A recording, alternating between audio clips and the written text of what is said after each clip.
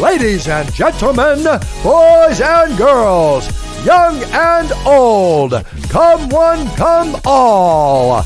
Tonight, we are going to witness the most anticipated podcast in the history of podcasting. For the people in attendance and the millions listening around the world, this is the moment you have all been waiting for. It's the Off Track FMX Podcast. We are live. Introducing first, broadcasting out of the red corner, hailing from Seattle, Washington, standing 6 feet 3 inches tall, with what's described as a PBR dad bod. It's Jeff Shanae, also known as SMP Jeff, also known as Sister, also known as The Sister, also known as Sister. Next up, coming out of the blue corner, he hails from Renton, Washington, standing 5 feet 10 inches tall and weighing in at 200 pounds. He's the number 153 on the track and number 1 in your hearts. It's none other than Greg Crater, known around the world as See Ya Later Crater, and sometimes known as the Gregosaurus. If you want to get a hold of us, go to our website at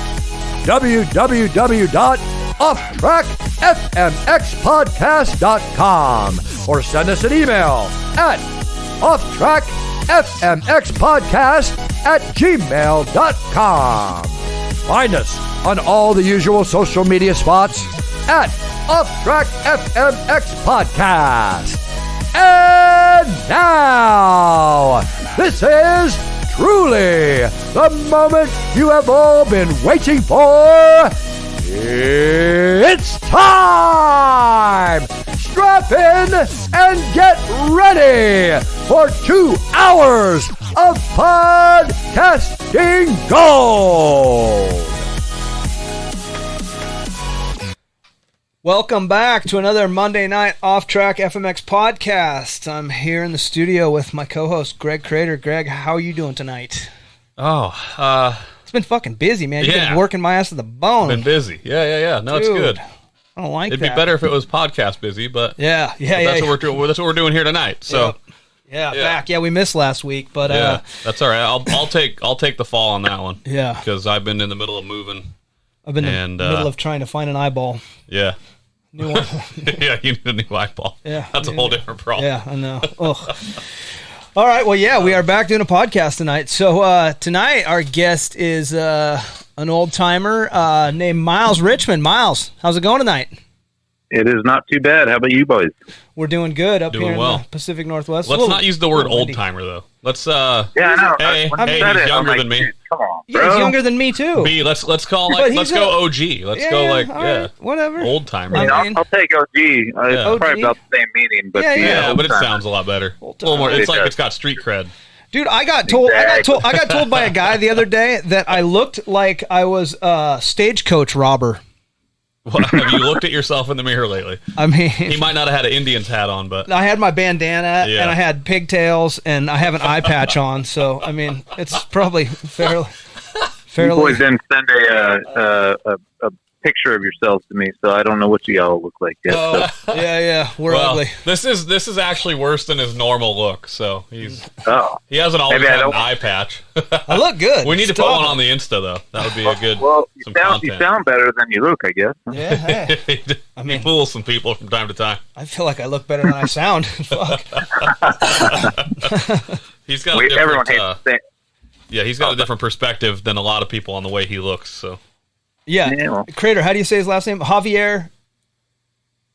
oh, I don't remember.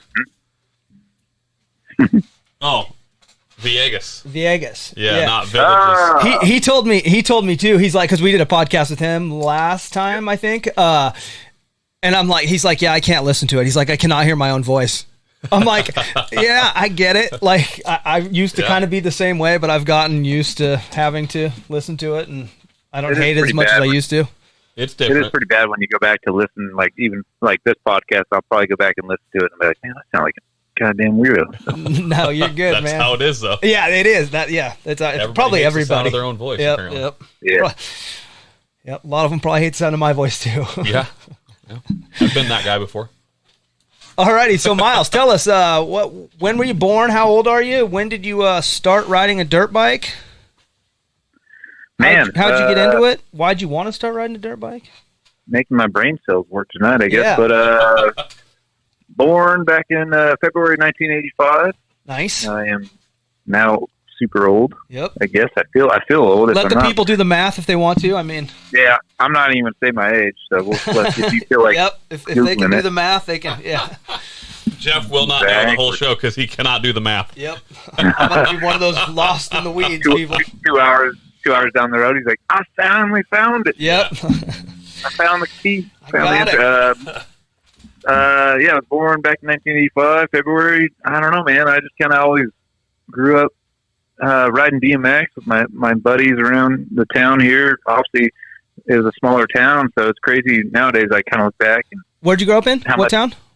Cherry Valley, Beaumont area. So it's growing big nowadays. So like Beaumont obviously is a big riding spot for a lot of moto guys and stuff like that. And perfect riding, I've heard of it. Terrain. I've heard of it. Of course. Yeah, a couple times, hopefully. So obviously if you're into riding and watching, certain on the pipe videos or whatever, there's plenty of footage out there for you to see. But anyway, so I just grew up riding BMX, but we used to, me and one of my good buddies used to build BMX jumps at his house, and I was never very good at BMX. Don't get me wrong, I could do it, I guess, but I just never really got the. But you kept trying. I guess I would never there were certain things I wouldn't jump, but then anyway, so I kind of got into. Got my first motorcycle, I should say. See, I wish I would have had those smarts. I would jump stupid stuff and things I probably shouldn't, and pay for it later, and learn the hard way. Yeah. No. I luckily that kind of maybe saved me a little bit more injuries than I probably could have. But I was more timid. I never really liked jumping, believe it or not. And then of course I get into freestyle motocross. Odd career choice path, of career path. Yeah. After that. No, I know it sounds weird, but it's just like I never really And I was always scared of the jumps at the track. I remember the first time I actually cleared all the doubles at this one track, Star West, is what they used to call it, and now it's like I don't even know what it's called anymore. I haven't been out there anymore. So, State Fair. That's what it is. Yep. So I just remember I was on an 80 and got into it, and I remember the first time I cleared all the jumps, I was just so pumped. And I probably didn't even clear all the jumps, just the jumps I thought I could clear. Like I knew I could probably get. So anyway, but I got into dirt bikes. Santa Claus brought me one in 1997. Nice. Actually, no. Excuse me, 95. 95. I apologize. 94. My brain's all messed up nowadays, I guess. I never got knocked out. You will not get judged by me. My brain's terrible. You were 9 or 10? Yeah, me and Jeff are still trying to do math right now. Yeah. Don't worry about it. Just But I was real. I was 9 years old, and then I basically was about ready to turn 10. So I guess it was 94 Christmas, and then my birthday's right around the corner. But I got a PW 80 from Santa Claus. Yeah, that is so sweet. I rode that in my parents' backyard. They have 2 acres. And, perfect. And ripped it up Life back is there. Good. But the funny part, I was killing it as a kid, Hell I kind of want to go back. Nothing else to Amen. Right. Amen. But so anyways, the funny part is I didn't really have any buddies with motorcycles at the time, like to ride with. So I kind of just kept riding BMX, which, like I said, it wasn't really I wasn't very good at it. So I rode BMX, and then eventually my best friend Brian, this guy Brian Buchanan, who owns the Era Moto company. Say that again. The Era, like ERA. ERA, the graphics company. Okay. So he runs that now, but. So yeah, a little plug. I got to hook him up. He's been my best friend since day one. So there you go. Nice. He finally, he ended up getting a dirt bike, and his parents ended up having 20 acres. Oh, they had 20 acres, and we'd go terrorize all 20 acres of it. So anyways, and then eventually I kind of got into more dirt bikes, and then 97 is I eventually got an RM80, and like I said, started racing a little bit here and there. My pops and mom would take me to the local races there at Competition Park, which was down in Hemet. Yep. Which is obviously that's been long gone, but then we used to go to Competition Park was the one that was on like the tribal land. Yeah, they were going to do I think the MX the Nations out there, and then something fell through. Oh yeah, they were going to do. They ended up moving. I think they weren't going to do it the old school one. But no, that was they were going to build like they had a new facility in the works, and then like one of the head tribal leader guys, him or his kid, somebody was like out riding and fell in a ditch and died, and like actually like there was a big ditch cut across, like put the brakes on it. Yeah, something like that. This is like I feel like this is what I kind of read along the way, but yeah, they Competition Park was cool though. It was a cool place. I remember that place. Yeah, no, it was bitching, and so for somebody that doesn't like to jump or didn't like to jump, BMX. I mean, those jumps are steep. Like those are, and technical and no suspension. Like you can jump off. I didn't tell you I didn't jump all the jumps. Yeah. You did mention you weren't the best. I rode my BMX bike to the jumps, and then I sat on the sideline and watched everybody. Yeah. You guys are sick. Yeah, no, Jeff I was not into it. That's my motorcycle career. I still don't like. I still don't like the like where your feet are offset, on the pedals. Oh, like I like when I got on a dirt bike, like my feet are parallel to each other, and so I just didn't get into and then plus I couldn't figure out if I was goofy footed or regular footed, like which one felt better. It all felt awkward to me. So I was just that's awesome. I could not get in. Don't ask me. Even then, I just broke my damn wrist. We'll get into that later. But you ever ridden a skateboard or snowboard? No, I stay off the skateboard. No, never done that. You are way smarter than you should be for this sport. No, trust me. I'm not the smartest, but I know when not to do something. Like I'll just stay off it. So. No, but so anyways, used to go out to Competition Park, do a couple races. My dad and mom, and my dad used to work his ass off and still take me every weekend. So appreciate a little plug for them. They've always been there for me. What was he doing back then? He used to. Well, he basically started out like my grandpa owned a sand and gravel truck place, and so he had a big place down in Irwindale, California, which is quite a ways from where I grew up. And then he ended up. My grandpa died, so then he kind of took over the business, and then my dad started running his own truck and trailer and hauled produce and all this stuff, ice cream up and down California. So he used to work his butt off during the week and take me racing on the weekend. So he's still made my whole career, that's for sure. So especially with riding. So nothing but respect for my parents and stuff like that. But most of the people you couldn't do it. I mean, it's an expensive sport. I mean, it's Oh man. It's not easy. Even then, like the fees just to even go. They used to bring my whole family and a couple of friends, come watch me race, and they got to pay for every single person just to come watch. Yeah. And so like they were nice enough, and obviously, I probably sound like the spoiled kid, and you don't really realize it when you're a kid. But no, not at all. Man, no, but I mean, looking back though, you can respect it. Yeah. You're like, wow. Man, my dad and mom worked their ass off just to get me where got to be. So, which is different. So but so we went racing. And I don't know. I wasn't very good at racing either. No, no. Damn. I don't know how the hell I pulled freestyle off. That's weird. Yeah. But you guys are probably more surprised than I am. I'm blown away right now. Yeah. But you know what? I will say though, as a racer, I was pretty terrible until I was about 13. Like that's when things started to kind of click. You were also a terrible freestyler. Forever. I never was a good freestyler. Yeah. That's what I'm saying. Yeah. But you were a decent racer. Right. I mean, oh man. Hey, no, it's funny. Did you do anything else growing up? Any baseball, football, any other sports, or just straight BMX and then motorcycle? No, I did try baseball. I was, did not good at it. Again, let me guess. No, it's funny. I'm not good at anything. Stop it! Oh man, you're killing me. No, even baseball. I couldn't catch the ball, couldn't hit it, so that was out. And then even basketball, I wasn't tall enough. I was always short, so I just get dunked on the whole time. And then, I don't know. I tried soccer, but that was too much running. I hated running. I still do. Soccer's... I can't even run nowadays, so... Wow. Like, I'm so confused if he's like one of those guys, like Johnny will be like, oh, dude, this chick's so ugly. Like, I don't know why I'm going out there. I'll see a picture and I'm like, oh my God, like she's hot. She's like, an what? 8. What is wrong with an 8? And I know Johnny, like he's not. So maybe he holds himself to this Olympic, like, you might not be an MLB baseball player, but like, I mean, is that the case? But he could have played some college ball. Yeah.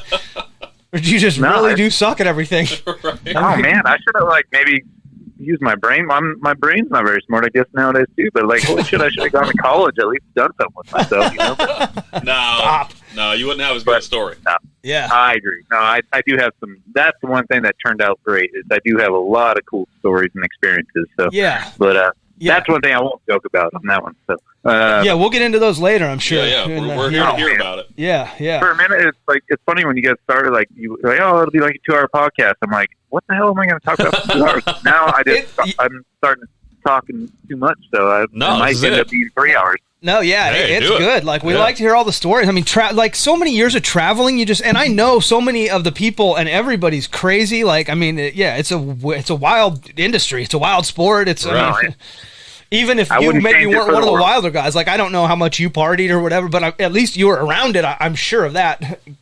Yeah, no. I mean, so we'll get into that later. Yeah. I don't give you all my sins right now. We try to go in chronological order, but we never do. That's kind of why it's off track. Like one time we did a really chronologically ordered. Really? Yeah. Who was Javier? It? Remember, he had the thing. He just lined it all out. Like he was pretty. He good. Was so, like he did his homework. He was on so point. ready. Yeah. He's so like on top of the everything. I feel like he's so organized. Like if anything, so he probably had a whole list. I would agree completely with that because he had to have notes in front of him. I feel like in the whatever 30 people we've done so far, it's been about 50-50 on whether the person's like on their shit or like totally like. It is not even close to 50-50. Like 10% maybe are like on it, like dialed. Yeah, and the others just the other ones are shit just show. Just waiting. Like they're gonna try to remember what they can, which is totally what we're looking for. Well, no, but I'm talking just about actually getting to the point of doing like is like an answer tonight? Like is it, yes. That's probably at least 50-50. Yeah. That's what I'm saying. All right. Miles was good and easy, easy to deal with. Like got back. Yeah, I just roll with the punches. That's what I try to do nowadays. Yeah. You were just honest. You're like, hey. Talk to me at this time. I'll let you know. Like, and I'm like, cool. If you don't hear from me, hit me at this time. And I'm like, all right. So I did, and he got right back to me. He's like, yeah, let's do it. Yeah, definitely. Yeah, I'm pretty bad about remembering stuff nowadays. But if you hit me back, I'll make sure I just get back to you right away. So yeah, like I said, getting old kind of sucks. Yeah, it's hard on me as well. Yeah. So no, but anyway, so I used to race Star West. Obviously, did that whole deal, nice. And eventually moved to the 125 class. I was, like I said, I wasn't very good at it. And, I mean, I could, I'd go around the track and hold some speed, do the jumps, whatever. But I never really, I don't know. I just, kind of never really got into it. I wasn't going to be, the next Ryan Dungey or Ricky Carmichael. You weren't traveling to far away tracks? Nah. You weren't going to Mammoth or anything? I was, and in California, all the people were, I mean, they're pretty, Southern California especially, tough business, if you want to try to race. Yeah, there's some fast dudes there. Oh, for sure. So, I never really made it past, I was in the novice class, to tell you the truth. And it's funny, I remember Mike Metzger, he asked me, because, one time, after I started doing freestyle, he asked me, you ever raced? I'm like, yeah, he said, what class are you in? I'm like, well, novice. And he's like,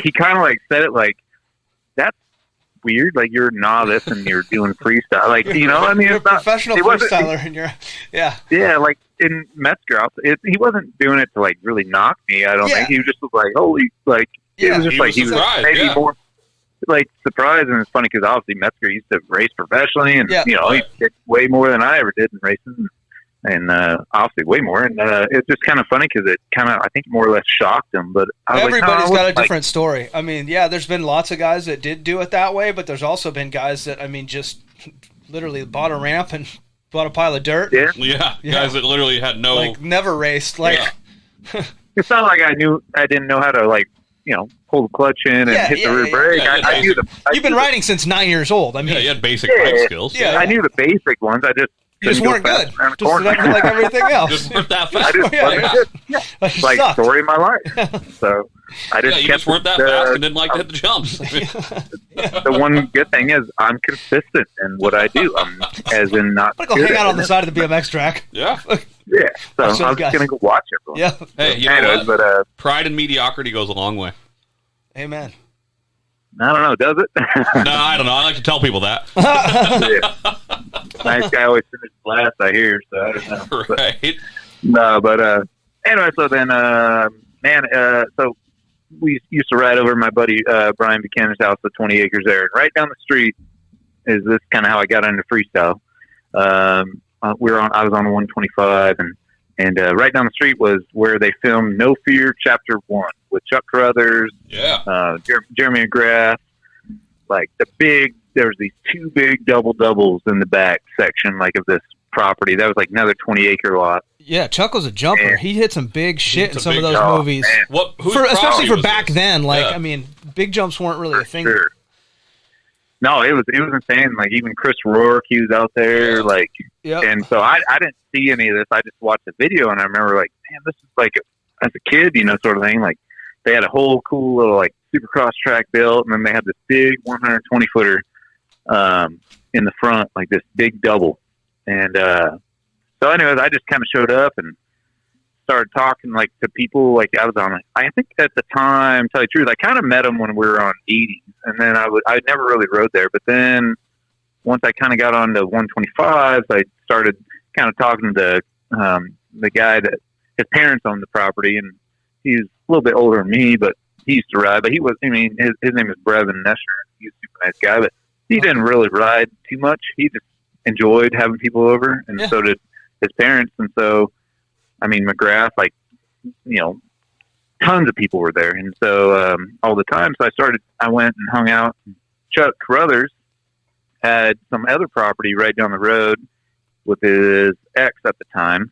And so they bought this property, and Trevor Vines is out doing like a photo shoot. We just kind of stopped in, and me and my buddy Brian, and we just were over there, and we started talking to him. And then eventually he's like, hey, you should come over, like, hang out and ride tomorrow. All right, sounds good. So I went over there and eventually started. Did you tell him you suck? Did you tell him, like, Yeah. I'm not jumping any I'm of these like, jumps, but I like to watch? Like, I don't like jump. All right, but if I could keep two wheels on the ground, if you could put a red cross flag out or something, so it has to be two wheels down. You got lawn chairs over there or what? Yeah, exactly. What's the seating arrangements you guys got? Should I bring something? I got a good Chase Lounge I throw in the back of my truck. Dude, I was like, yeah, no problem. I'll come and sit there and cheer you boys on. I got some pom-poms. Yeah. No big deal. Should I wear a skirt? Oh, man, that's Oh, we're doing your hilarious. shit. Oh, man. I didn't quite tell him I sucked. I didn't tell him I was good. That's all. So, Trevor's such a nice guy. Trevor, We interviewed him too. Yeah. He's a good Chuck, dude. yeah. Like, oh, dude, no, he's been awesome and Salt helped of me the come earth up guy. in the career, sort of thing. No, he's bitching. So he's old. Here's Though. the funny- He is old. Trevor? yeah, but he looks Yeah. way younger than Yeah, me. he looks does like look 20 years young. old. Yeah. Right. Yeah, but he's like 50 something. I think 52 or something. No, he's No, not he's that not old. that old. He's like 45 or I was 46. gonna say, No, probably like I think 40 he's something. older than that. Here, I swear to God. No, you're I'll crazy. come up with this number here.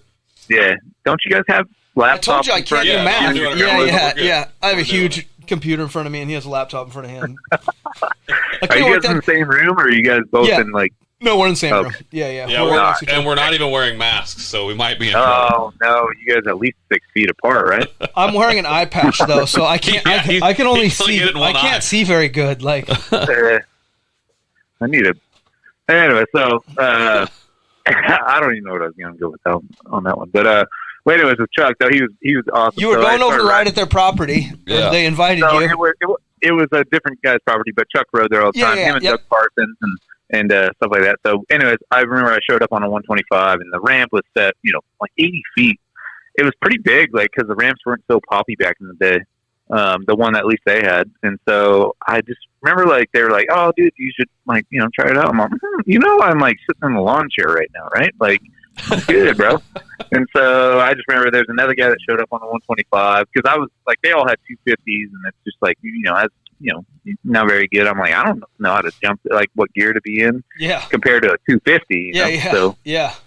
And so I just remember the first time this guy showed up on 125, and he was obviously way better than me. He just goes for it and jumps it, no big deal. So once he jumped it, I'm like, if I just go the same speed as him, I should land in the same area, right? Sort of thing. So I just kind of followed him off the ramp and landed good. And then ever since then, eventually I upgraded to a 250 and started jumping, training more. It was me, Chuck, Doug Parsons, Wes Burr. I don't know if that name rings a bell at all. That name. He was a good rider. And then where was he from? Your area? He was Fontana, Ukaipa area. Yeah, pretty close. Okay. But John Burr Cycles. I don't know. Yep. That was his dad, I think, and uncle on the shop. I don't think that's anymore. Right. But he used to help out around there, and then he did a few events. He ended up having a pretty bad ankle injury or whatever at one point. So, but anyway, so what was your what was your first 250? What was the bike? Do you remember what year? What it was? 2000 Honda 250. And what year was that? Was it in 2000, or was it brand new, or was it a couple years old? Oh yeah. No, nice. Come on now. I go big, bro. Good deal. I like it. Two quick things here. Let's hear it. Trevor Vines, yes, 48 years old. 48. See? Old. Is he? Still. 48. Born November 22nd, 1972, if anybody's worried about that. Yep. You can do the math on that yourselves. Not me. And John Burr Motorsports went ahead and went out of business in 2018. Oh. Okay, yeah. There you go. Because I was out of business. I used to buy all my bikes from them. And, nice. And stuff like that. And, I feel like, did they sponsor someone? Did they have a race team? John Burr, yeah. Well, I mean, they had some fast California kids that raced, Maybe it came up enough here, other stuff, and probably like four-stroke nationals and stuff like that. Oh, yeah. Maybe four-stroke, okay. They did do a lot of, like, racing stuff, but, like, for freestyle, they did give out a few bikes, but I never got one. But the biggest thing was they'd always hook me up with parts, and so that was a big thing. So. Hell yeah. But I'd like to believe that freestyle was, like, less hard on shit than I would racing think would so. be, right? I mean, until you crash, I guess. Obviously, if you cartwheeled, then shit probably got bent up. But shit you try not to crash, which is tough. That's why it's always the goal. It kind of depends how much you're practicing too, though, in riding. I mean, it depends on if you're actually doing the jumps or not, probably. Yeah. That's why, like I said, I was cheap and easy on bikes. I just sat in the lawn chair. Easy on parts. I'm easy on parts. You were just learning by watching. That helps. Yeah, mentally breaking it down. Yeah. So no. Anyways, I kind of got into that, and then I'm going to detail stuff. If you guys need me to skip a couple generations, let me know. We're good. Yeah. We like it. We want to get into it. All right, perfect. So I just started jumping ramps and got like I said, I got a 250 and started jumping ramps and learned some tricks. And my biggest thing was I was 17 years old when I was kind of like when I got the 250 and I started learning some tricks. And Chuck was like, man, he's like, go ride, like do a show for Mark Burnett. Chuck's a good dude too. Oh yeah, no, Chuck's awesome. He's, like I said, he's always had my back, best interest since I've known him. But he got me going with Mark Burnett of FreestyleMX.com, and so they had a tour. Yeah, man. They did the tour, and it's funny because I eventually started doing the tour, and the last day of high school, I was in 11th grade, going into 12th grade. Beaumont High School. Nice. Yeah. Beaumont. Coming in hot. So all the Beaumont peeps. Yeah. Much love. You're a real Beaumont dude. Oh, come on, Alex. People say, like, I've been riding Beaumont. I'm like, no. Come on, bro. I grew up there. I've been riding Beaumont. You don't know how many lawn chairs I've sat in out. Yes, exactly. I can show you the coolest places to watch these guys hit jumps. I mean, all the best angles. Yeah. Oh, come on, bro. I know camera. the best angles. Yeah. You were showing Chris Tedesco where to stand. I get exactly. it. Dude, he sucks at photography. He sucks at photography. Yeah. He doesn't know. No, all his angles came from me out there. So. Yep. Oh, you guys are too funny. Make me really want to go sit in a lawn chair one of these days. You deserve it at this point. You had a good career. I mean, Jesus. Oh, shit.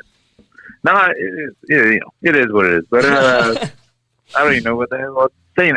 So out in, so I did the Mark Burnett tour when I was 17, which is cool. So you get off, summer there. You're going in as a senior right before I got back like a day before like senior. That's awesome. So you're like 17-year-old kid. Yeah. And did people at school think you're the shit?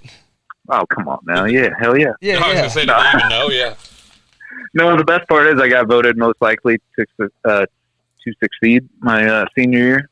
Nice. And which is kind of funny because I'm like, you guys don't really know shit. So,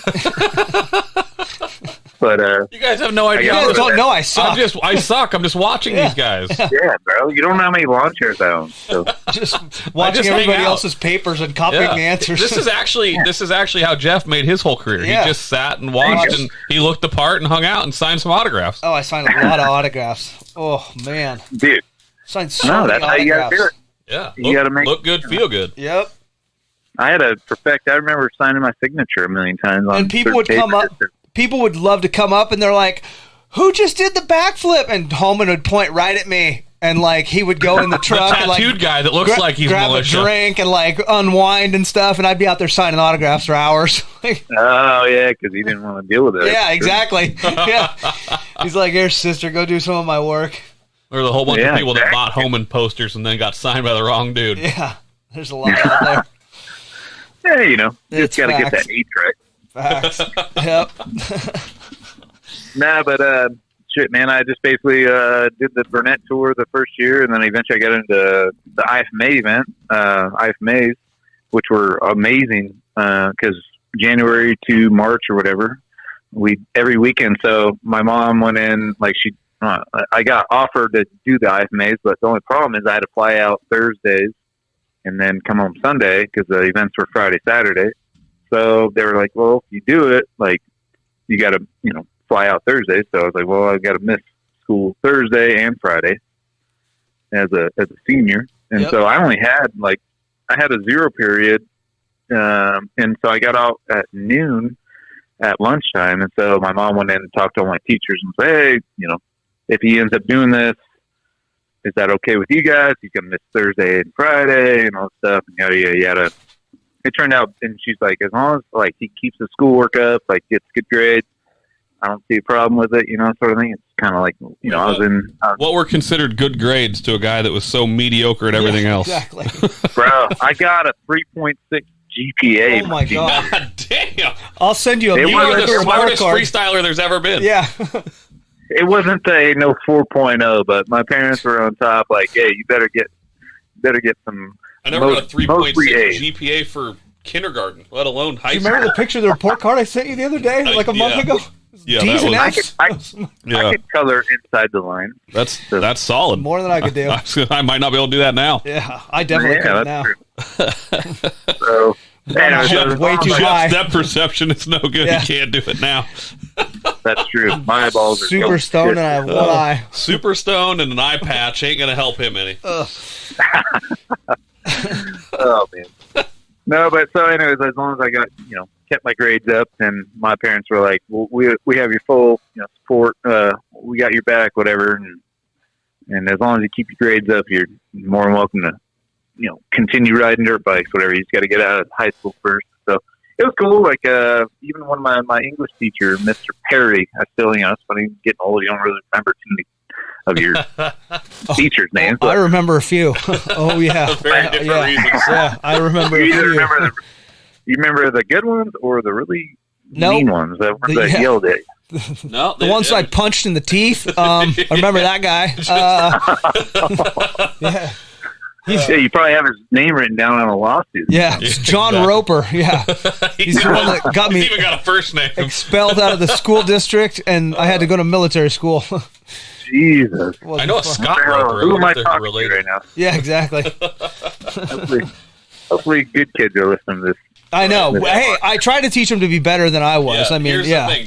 Don't do what I did. Yeah. Exactly. We're giving them examples. Yeah, it was rough for me learning growing up.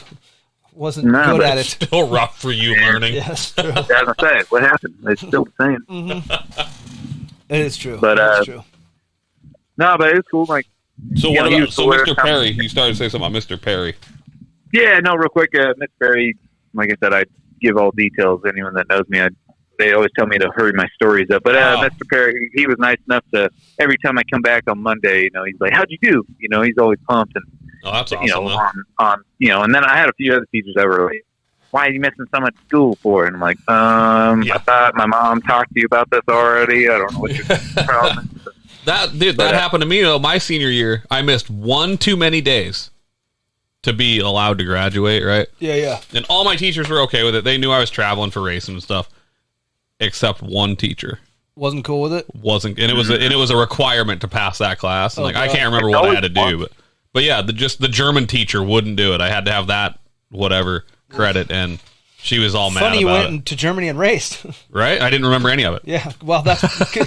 I knew how to say, I knew how to count to 10, and I could say, milk and, a few probably swear words, some things I wasn't supposed to know. I will say my teacher, he was the one that put his hands on me first. That's why he got... It was self-defense! Yeah, well, yeah. Don't grab me up by the shirt. Not a good... Yeah. Not good with that. Yeah. So, yeah, growing up was rough. All right, so where are we at here? Mr. Perry. Anyway, checking on. Sorry, Mr. Perry, but he was cool. But no, he was the only cool one. But what's Mr. Perry doing now? You got good grades, man. I don't know. Oh, all right. I thought maybe you kept in touch. I don't know. No. You don't go back to the high school and. No, I don't go. Tell all the kids how to be most successful. Yeah. Yeah, I sit out front, be like, you know who I am, right? You know who I am, right? Like with my old 2003 Honda 250 in the back. The kids are like, don't they make 4-strokes now? Hey, they have new bikes, right? It's like they're like, what's that? Why does it have a? Why does it smoke so much? What is that? It's that funny Ew, sound that you're hurting the ecosystem right now. It's very loud. Yeah.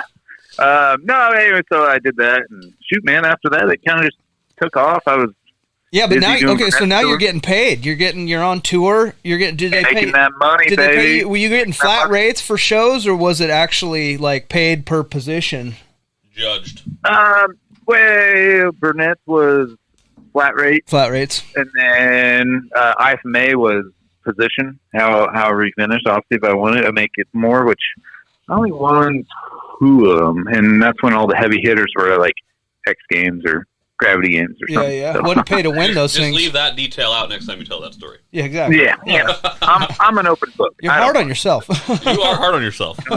Even Adam Jones, I give him shit. I'm like, yeah, man. I'm glad every time you were gone back in the day, because and him and Bo Bamberg. There you go. I'm like, finally, I might have a chance to get top 3, maybe, So, those 2 in there, you're like, dude, I'm definitely not getting better than 4th, probably 3rd at the best. If I get 3rd, it's like winning the damn thing. You just got to go out there and be like, I'm going to beat these motherfuckers. That's right. But That's the only thing I did have, the only thing I did have over, I should say maybe Adam. Bo was pretty tough on that one, was the whip contest. So that's the only thing I maybe would have a little confidence in. But yeah, you got a sick whip. I was going to say, yeah. That was the only thing I could maybe brag about throughout my career. Maybe. So it was tough on that one. So, but yeah, anyways, Bo did have a good whip too, though. Yeah. But I give Bo a hard time because I'm like, dude, you got to replace your valves every other ride. Because he's a little hard on the throttle. You just leave that thing wide open the whole time. No wonder people vote for you, because it's just it's loud. Yeah, it's so loud and obnoxious and dramatic. Yeah. And I'm like, dude, I kind of pride myself on, as in, I would just try to be smooth and not look like I'm about ready to crash. I mean, make it look like I meant to do it. And if I did start revving up the motor, then I might be eating the dirt, So. Yep. But anyway, so I don't know. I just kind of started getting into it and doing IFMAs. So those ran from January to March. Yeah, they were January to March, April. Nice. I think somewhere around there. And so that was. How many cities did you go to? Do you remember? Oh man, I don't know. I've probably been to every city in the U.S. Were you flying? Did they just have your bike on a trailer and then you fly in and out, or what? Yeah, no, it was awesome. Warner Trucking, I should say. They were nice enough, and this guy Will, he was a driver. He was a super nice guy. I don't even know what he's doing nowadays, and that's the sad part. It'd be fun to keep in touch with more people, but people, we all grow up and get older. Yeah, go it our own sucks. separate ways, Yeah. But this guy Will, he was nice enough, and he'd make sure. And man, we used to work his butt off because he'd not only get to the events, he'd help set everything up, help get our bikes out. There's plenty of workers, and this guy Matt and Eric and Kelly, they were IFMA guys. They were workers there. They'd set everything up and set our bikes up and make us feel like rock stars, sort of thing. That's awesome. Yeah, because it can be a pain in the ass to set up and tear down shit. Yeah, no, and so our bikes were always complete, but I'd get there and I have my little toolbox, with my bike, and you have your gas can and stuff like that. Sometimes you'd, have to go find some gas, or at that time I think I was trying to run race gas, so you'd have to go to the local moto shop and spend $60, and you're like, oh, man, for 5 gallons. Don't go buy it now. No, what's it now? Do you know? Oh, I'll bet it's $100 a can for 50 gallons. What? 5 gallons? 5 gallons. I mean, 5 gallons. Yeah, guarantee it's 100. It's 90 to $100 a can. I bet.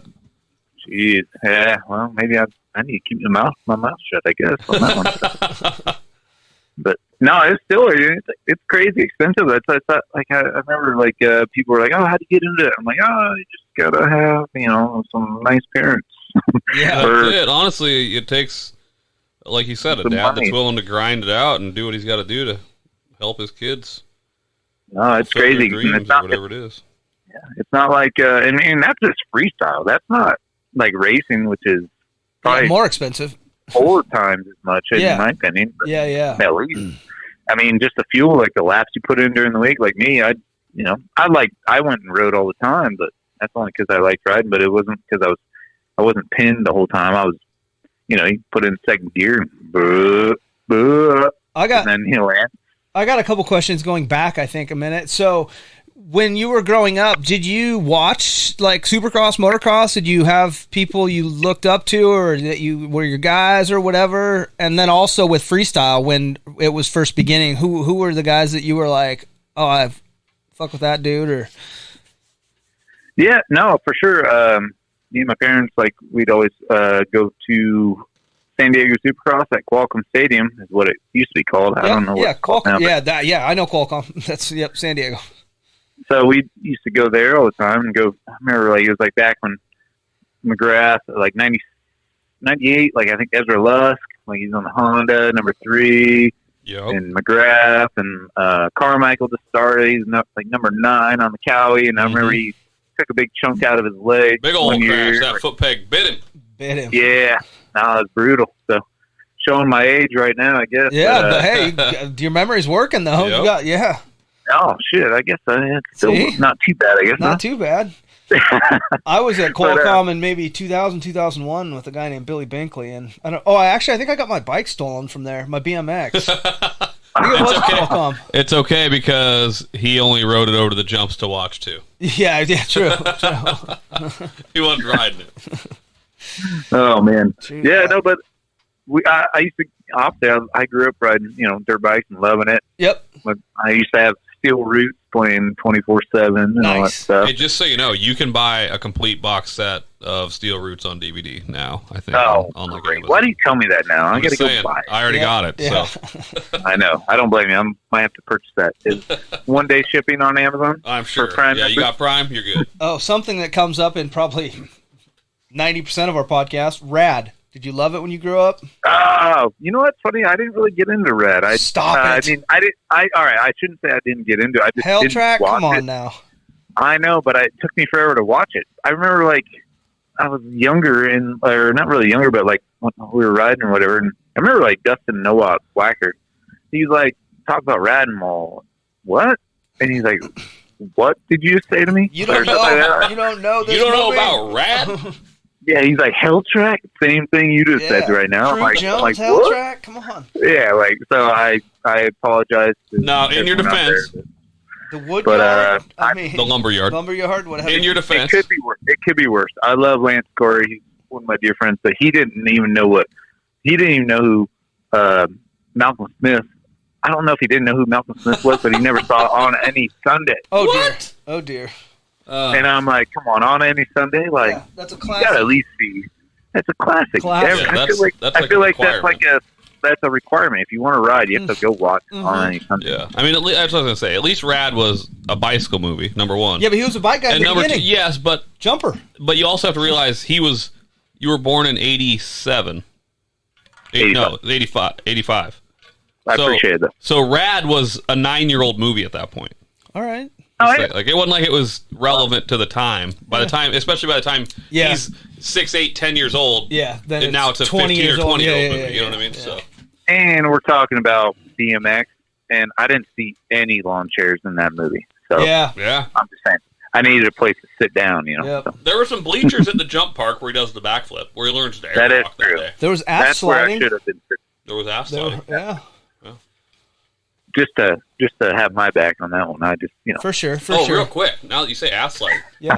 at Texplex when they had the replica to Hell Track, Okay. they actually had a pond with a black up. tarp slid down a hill. Did you do it? No, it was. Oh, It was the water didn't look that good to me. No. It was hot as shit. So it they- was hot as shit. Did you but there know- was no way I was going into that brown water. Miles, did you know they built a replica of Hell Track in Texas, like 2-3 years ago? Yeah, I think at 19.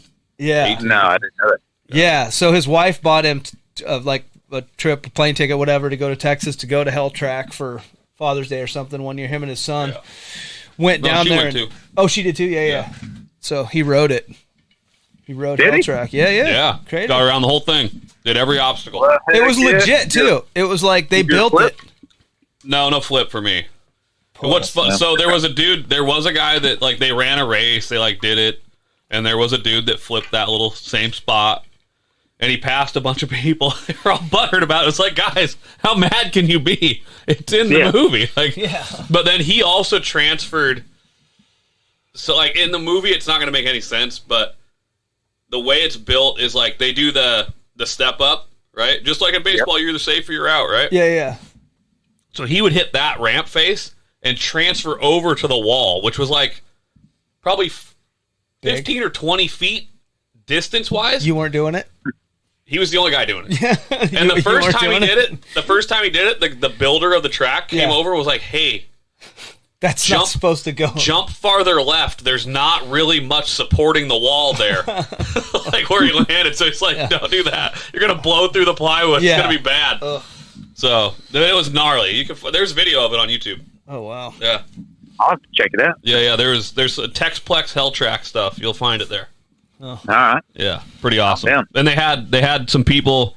Fast House made some gear, like some Bart Taylor black and some Crew Jones red stuff, and like it's kind of cool. It was a couple at the time, but I think they're broke up now. I think he's got a new girlfriend or wife or something. Yeah, good for him. Yeah. Well, he's like an Olympic BMX guy. The guy that did it. Yeah. Like he's legit, Yeah. super legit. He's- And He she didn't was sit too. in lawn chairs like I did the whole time. Yeah. Exactly. He actually got out and rode. Yeah. He was Yeah. putting in work. Yep. Yeah. I guess it helps if you put in work nowadays. It It's weird. does. I never It really really got that does. concept. Yeah. I didn't learn it till too late. And no matter what you're doing, I should say. Yep. How about 2003 IFMA Rookie of the Year? You had to be putting in work that year. Come on now. Ah, well, I mean, Come on. shoot, man. You get into dirt bikes and you find something shoot, darn it. But, Something you like. Yeah, I mean, I was pumped. I was, living my dream. So, can't complain. I did get, and fighting, like to say, like, we tied for 2003. That Which doesn't is look like what it BS. says right here. Yeah. Well, that's true. I should say, because Byton did a couple events in 2002 before me. Yeah, So he was I'm no like, rookie. bro, like Byton, I love you. But no, we didn't tie. Like, you were no rookie. I Yeah. came in and stole that one from you. Yep. So, Yep. You were an established veteran at that point. Yeah. You've done 4 shows here Exactly. before. Yeah, hello. bro, you did like 2 more shows than me. Now it's my turn. Yep. Now it's my turn. My time, Shut bro. your hole, biting. Yeah. Jeez, back up. Yep. let the light shine on someone else, That's bro. Right. Exactly. But no, yeah. So no, it was IFMAs were amazing. Like they were fun. Like they were like I could not. Like I even talked to like Adam Jones. I went and hung out with him not too long ago, back in February. It was just funny because we were sitting around BS and kind of like how we're doing now. But Yep. I just remember like talking to him, and I'm like, dude, like I don't ever like I want to go back just to like I wouldn't change anything. I would just go back just to want to like BS with everyone. I really enjoyed doing that with everyone. Yep. And the only thing I just want to like time. enjoy it, enjoy it more, you know. Maybe buy better lawn chairs so they're more comfortable. Yeah. That's true for sure. I would An totally extra hot dog or something, you know. I would have invested more in my lawn chair, but could have got those zero gravities. Ooh. Exactly. Oh, nowadays, huh? Right. Dang. Some kids don't even know how good they got it. Oh, my no, God. they don't. But so I was talking to Adam Jones, and I'm like, man, the one thing I do miss is like the locker room talk. Like it's Hey, so I got funny. Trump in trouble. You got to be careful of that locker room. I know. Good thing. Dude, there's so many weird things that went on in the locker room. You couldn't even like. We'd all be in trouble. So. Yeah, Exactly. yeah. You're like, I've seen things that these eyes can never see. That's right. You can't unsee I it. can't unsee these Can't things. unhear that Like- shit. It's the locker room. What do you expect? We're not out doing it, like, you know, doing weird shit, talking about weird shit, whatever. Like it's like locker room talk. Yep. Yeah. So it's just funny how people get all upset, like when people get in trouble for locker room talk. I'm like, Yeah. doesn't matter who you are. It's just like, bro, like Yeah, I'm get over it. I mean, with my buddies right now, like Yeah, Yeah. we're I'm hanging not out. expecting to be recorded right now, you know, Right. sort of thing. we are. Like what's his name? The country music guy that got popped. Oh boy, yeah. For He the- said Yeah. Oh. But it was his neighbor across the street from his Like house, like videotaping videotaping him. him from Yeah. a window. But like, come on, Like a man. ring camera or something. Come on, man. Leave that poor guy Some alone. shiesty video. He's just trying to hang Yeah, like out with his buddy. infrared shit. The audio's just crisp and clear, just Magically you're like, oh, perfect, yeah. Wow. Guy had one of those. He had one of those little satellite dishes that you point at what you're trying to listen to. And like months before he had gotten in trouble he was supposed to be on like SNL or something. He was out just like drinking his ass off and making really? out with like every chick at the bar during So like what? It was during COVID times. So what? I You know. do you, man. The Yeah. bar's open. Go make out with sluts if that's what you want to go do. Well, they were mad that he was coming to Sure. SNL to do their show, and like he was going to be They take his temperature. They can take it. yeah. Bam, done. rectal. That's what China's doing. Asymptomatic. Asymptomatic is not a spread. Don't worry about Spreading it. them. You're fucking super spreader yourself. Yeah. Oh man, it's horrible. Yeah. Horrible nowadays. Everyone's over. crazy everyone's time. business. It just was like I'm like, dude, like I don't care about anyone. I get We to care got to about do my own something. self, you know? We got to do something on this show just to get some cancel culture on us because I think it's Oh, any publicity is good publicity, right? If people be listening in a hurry. Yeah. I really don't have anything to like. No one really. Oh. I mean, like I don't have anything really. You got nothing to go. supply? Damn it. No, like so. Why it's we like, called you tonight? Yeah. no, I mean, as in, like, if someone wants to cancel me, they probably just be wasting their time. Wow, they would definitely be wasting their time with us. I don't think not to take anything away from our podcast and you being on here, but I don't think we have enough listeners for it to matter at this point. So Stop it. Oh, I don't know. We might get some hey, I hope just so. talking. I think everyone's pretty much on the same board as all the crazy stuff. Dude, I was looking at our numbers the other day. We got some crazy. We're gonna talk about it on air. No, we just got. Look Oh. at. Hang on. Where's the? Look at. Is this live right now? Yeah. Well, no, not live. No, we're I'll put it out tomorrow. yeah. Oops. No, I don't want to do that. You can edit if we really Nope. need to. I can't. Nope. Don't he can Perfect. he can add stuff, but he can never take it out. So no, we don't edit. I don't mind. I can. It's like I just said, it's not easy I'm for an me. open book, so I'm an open book. You We guys got can put whatever. Sweden, we got the Philippines, we Oh got my Finland, we gosh. got Spain, we got Germany, we got Costa Rica, we got Austria, we got Argentina, So I'm just gonna we say, got I think these Guatemala. are probably people with like VPNs that are just like No, claiming these countries. no. Yeah, they probably do that so like when they illegally stream stuff. They That's exactly it. Nobody's paying to stream this. It's all free out Yeah. there. Yeah, but their Let's say, computers how much are does this podcast the cost? VPN is making it appear that they're somewhere else. Millions. Yeah, no. Yeah. Yeah, well, I mean, it's not high numbers from those countries. No, I don't think it's VPNs. I bet it's because it's one dude with a VPN set up for the Philippines. that he's in. Yeah. Trying. I know. I got a buddy I think on Facebook that lives in the Philippines. Yeah, there you go. It's probably him. Might be. it's your favorite buddy on Facebook. No, I mean it's a guy I went to high school with. Do you do any racing in the Philippines? I never did. No. I tried to get like Ricky Yorks. I think he did. Yeah. He was over there in some weird places. Myles, you been to the Philippines? I have not. No. Man, I hear good things. Don't really care to go. Yeah. Amen. Yeah, let's do it. No, he said he doesn't. Oh. Yeah, no. No, I said I don't really care to go. Oh. I don't know. I'm old now, dude. I don't like. Even my girlfriend, she went and bought me a ticket to go to Hawaii up here in April for a wedding, and I'm like being a pain in the ass, and she's like, "I'm just gonna buy you a ticket." Like, she's like, "Just shut up." You didn't like the traveling? I love traveling, but I did it my whole life, like sort of thing, you know. Like, I mean, not as weird as that is to say. I get it. I hear you. Yeah. Okay. So yeah, I felt that way about training. In 2003, when you were doing this IFMA, was it every weekend you were flying to a different city? Every weekend. So you were home. What, Monday, Tuesday, Wednesday, Thursday? Fly out for Friday morning, or Thursday night, Friday morning. Yep, Thursday morning. Usually, because we're flying east, a lot of them were on the East Coast. Okay. So you'd have to fly out in the morning on Thursday. That's why, like, a lot of times I'm like, oh, it'll be only, like, talking to my teachers. Oh, it'll only be half day with my parents. And it ended up being basically I had to skip first flight Thursday out. and Friday. Yeah. Because otherwise you wouldn't get, like, by the time you get to the East Coast, so you're 3 in the morning. And Friday morning, I did a lot of the morning media for the company, like for Live Nation at the time, Clear Channel. Go to a radio show or a TV show or something? Yeah. Or they come to the arena? Or they'd come, to the arena. Or I have to get my gear on and go jump at 5 in the morning, which is like 2 in the morning. Morning wake-up show. Yeah. Oh, dear. Oh, man. And it's so funny because I remember a lot of guys didn't want to do it. And I'm like, I don't want to do it. Like, I was so, like, I don't know, not to toot my own horn. I was pretty good about it. But now looking back, I'm like, fuck, no, I ain't doing that shit. Yeah. Sorry. I didn't mean to cuss, but no, you can definitely cuss. Doing that stuff. I'm like, hell no, I ain't doing that stuff. You know, Yeah. I'm like, I want extra pay. I'll do That's it. funny 'cause I just want extra pay. I mean, I was always hyped to get to do it for Supercross. Like, I'd be like, yeah, you guys need a morning show guy? Yeah, I'm there. Yeah. And then about 4 a.m. when you're waking up to get your shit together, you're like, this seems like a huge mistake now. Yeah. And you're like, do I just have sleepy? Yeah, like, and there's, the track's not perfectly finished and all this thing. You're like, yeah, you got to go jump still. something. Yeah. Well, yeah, it's like there might not be a full triple. You got to like. Yeah, no, it's funny because I even like went over the bars one morning at 5 a.m. Right. And Like, don't put that on TV, please. Yeah, right. Yeah. That's how they get the And, like, spectators.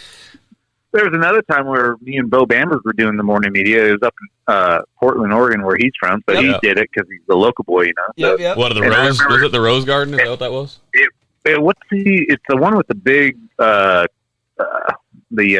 TV kind of viewing thing in the middle. I don't even know what I think it's the Rose Garden. I think it is the Rose Garden. Yeah. It's the older one. It's not the new one. They have The Rose Garden's been there for Forever. Yeah. Because Okay, there's yeah, arena cross cross there in it. too, Yeah. yeah. But it was a big arena cross. It was. Yeah, it's a big race. It's like Tacoma Dome, or Not that big, but yeah. Well, it was a hockey arena, really, or basketball and hockey. Yeah. but it was the same series as the Tacoma Arena Cross. Right? Yeah. It's just PJ won or whatever. Yeah. Back in the day. Yeah. Yeah, but you had to so the jumps were on the outside of this because it. Oh, they hung couldn't too jump low. underneath it Oh. Yeah, because it had the big center TV thing. Like a hockey game. Yeah. Like Yep. Yeah. So You don't want to hit so your head. basically, it was just basically like a big kind of like oval. I don't even know what shape that is, but it's like on the outside on each steel. You know. Yeah. See, this is where I'm not very smart. But I don't even know Fast what turn my left. skates are nowadays. That's right. Yeah. Yep. All I knew is Gas it's a big left, NASCAR gas track. left. You just Yeah, go exactly. left. Yeah.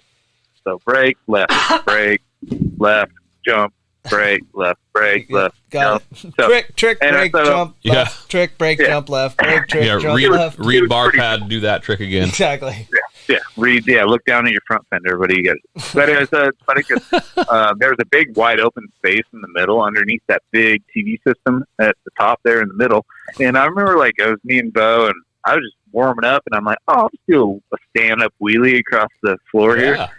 You know, and I go to do it, and my foot, a lot of times, after that, I made sure my foot was on the rear brake, but this time I'm my toes were on the Peg. peg, and I totally just go to Fucking wheelie. I Larry start Luke wheeling. I'm out. doing pretty good, and then freaking Just on chucked my it. butt. Nice. Oh, and my bike just does 2 front flips in front of my, Was there dirt down or was it concrete? No, it was all dirt. But Okay, yeah. even then, the funny part is it's right in front of the news media, right before they started filming. And Oh, the they didn't best get part is, video. That's good.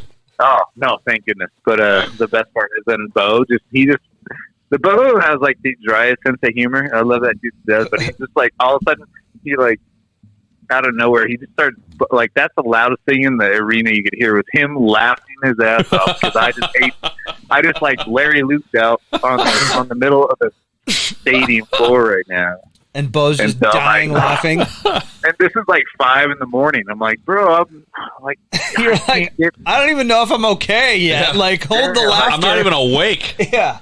Like supposedly I'm a professional at this point. Right. I don't know. Like, I don't feel like one. People keep telling me this, but I don't know what's going on. It's way too early.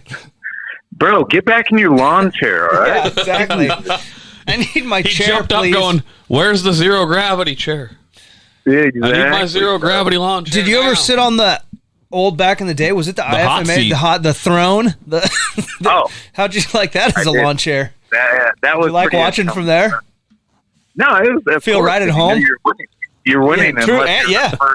And you get to sit down and relax. I always went out first because I knew for sure I at least get to sit in it once. Smart. You get a full 3 minutes in it that way. Smart.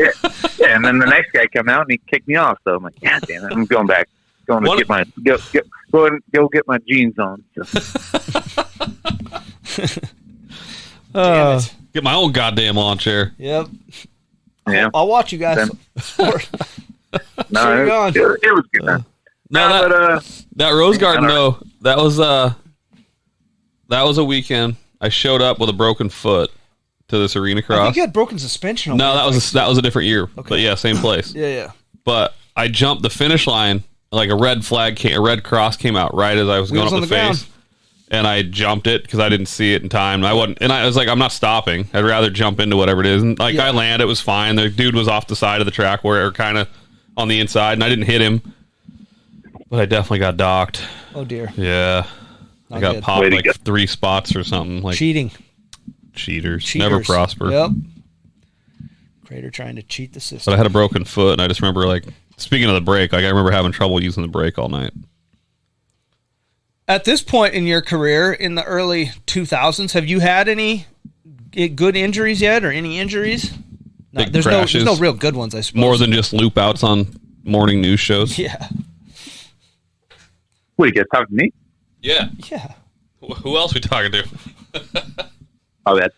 I use the restroom real quick.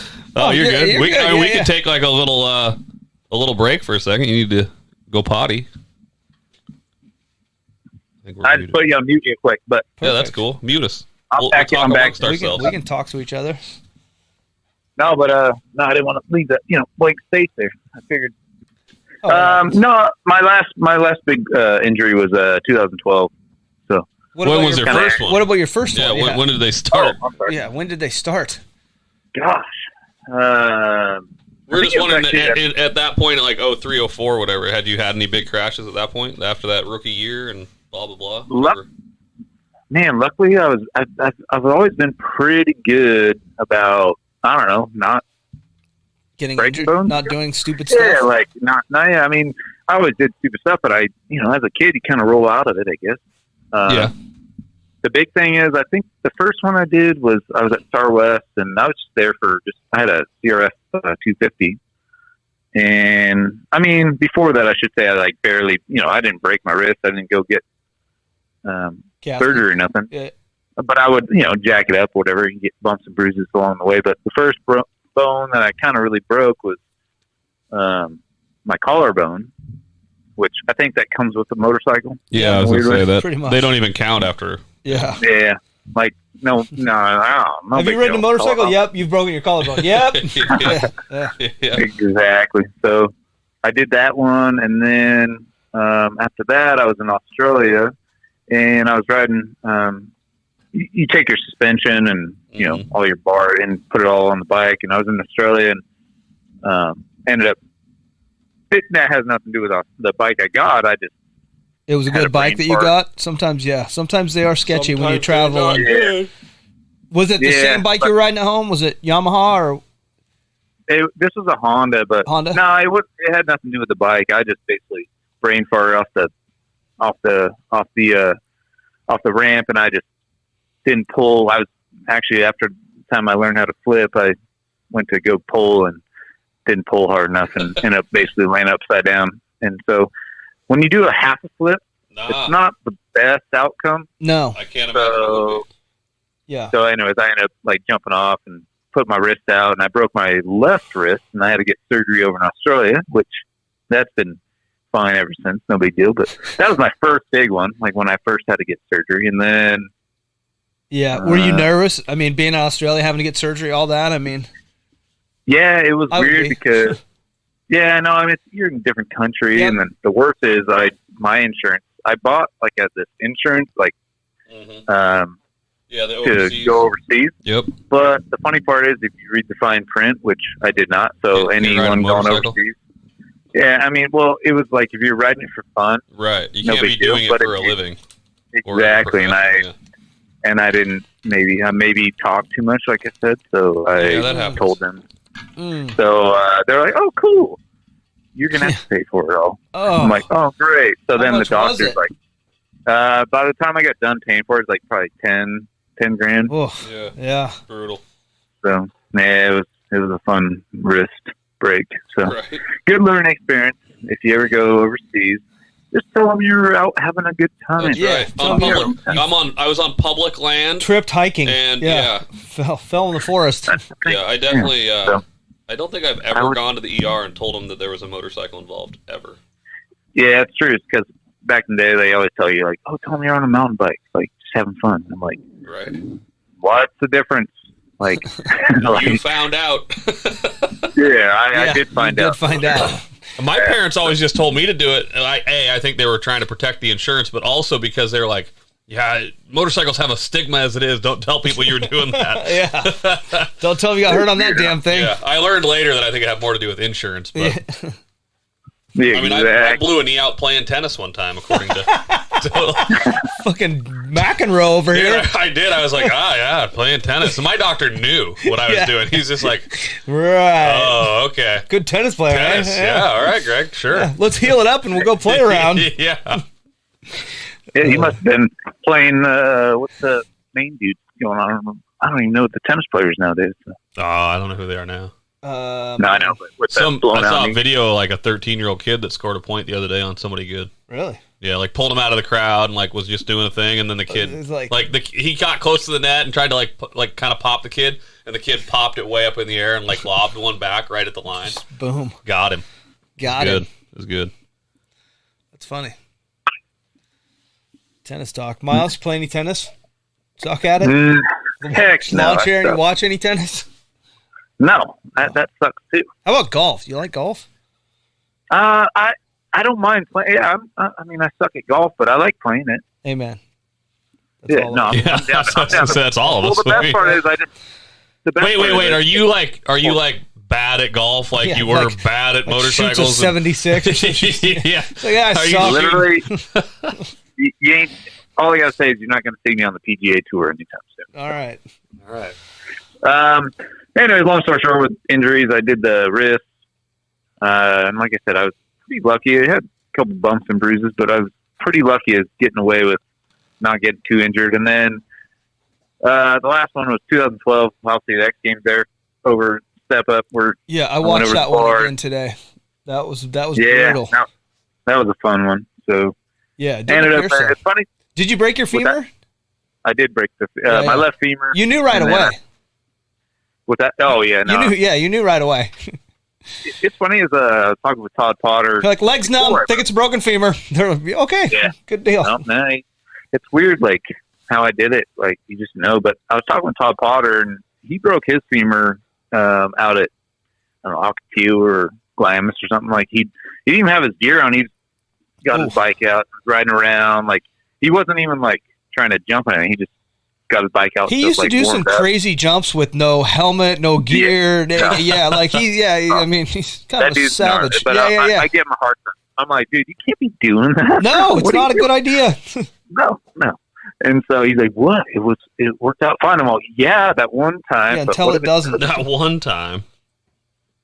So anyways, he's like, so he goes and like, I guess he kind of got a little squirrely doing a wheelie, and so he just put his leg out, and it like broke his femur. Ugh. Like just from. He didn't even crash, I guess. So yeah. But I'm like, dude, like I always hear these horror stories about people breaking their femur. I'm like, how much pain you're in, Yeah. And I'm like, man, I hope I never break my femur. And as soon as I crashed on that crash at X-Games, I'm like, I rolled over and I just felt my leg not attached in a weird way. Yep. Not to creep people out. No, that's it. I don't know. Have you guys ever broken a femur? No. I've never broken a femur. I've broken a lot of bones. I've dislocated and broke my elbow. That was weird feeling. Like, I couldn't feel my arm from my, elbow down at all. Like, it was just... Yeah. No. I've paralyzed I remember when I had that, I don't know what you're talking about. Which? Yeah, you do. Saturday night palsy. Oh, yeah. I forgot all about that. Yeah, me, yeah. Oh, fucking strong hand over here. Yeah. Oh. Strong hand. Yeah. Strong hand. Dude, I was paralyzed. I didn't have feeling. He got shit-faced and passed out on his arm, which apparently it's a real thing. I crushed my radial nerve in my arm. But it's what happens to drunk people who pass out and fall asleep on their arm. It has. That's why they call it. It's called. I better be careful. Yeah.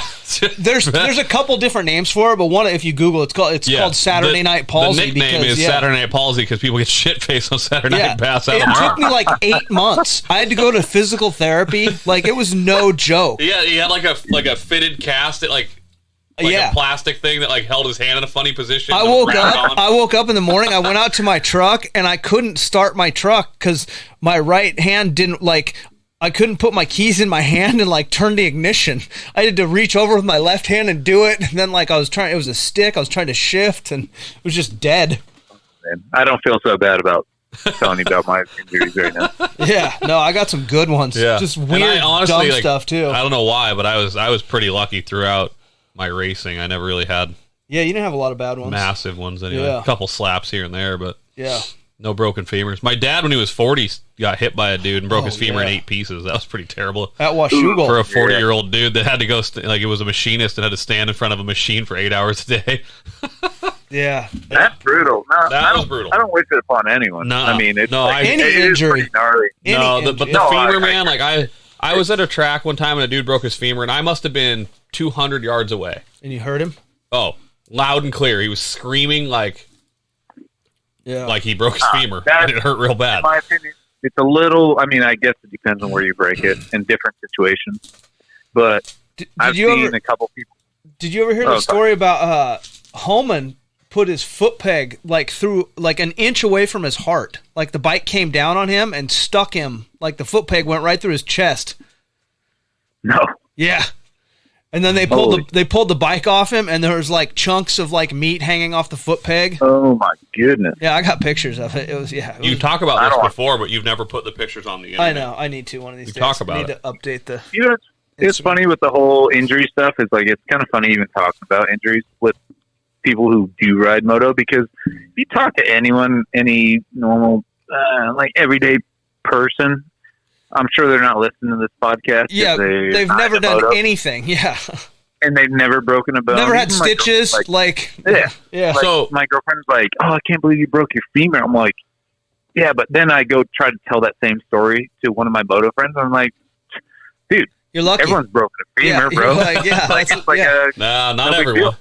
Yeah. No, I agree. But the way you can't complain around other moto riders or other people who ride moto. I think you can still complain because I think everybody has some compassion. If you've been through it, you have some compassion for that thing, right? For sure. But at the same time, they're going to go, that sucks, but whatever, and then they're going to move on because they're like, that does suck. You get over it. Yeah. I mean, But I have another buddy that never forget about it. But he was the Bridgestone. Did you die?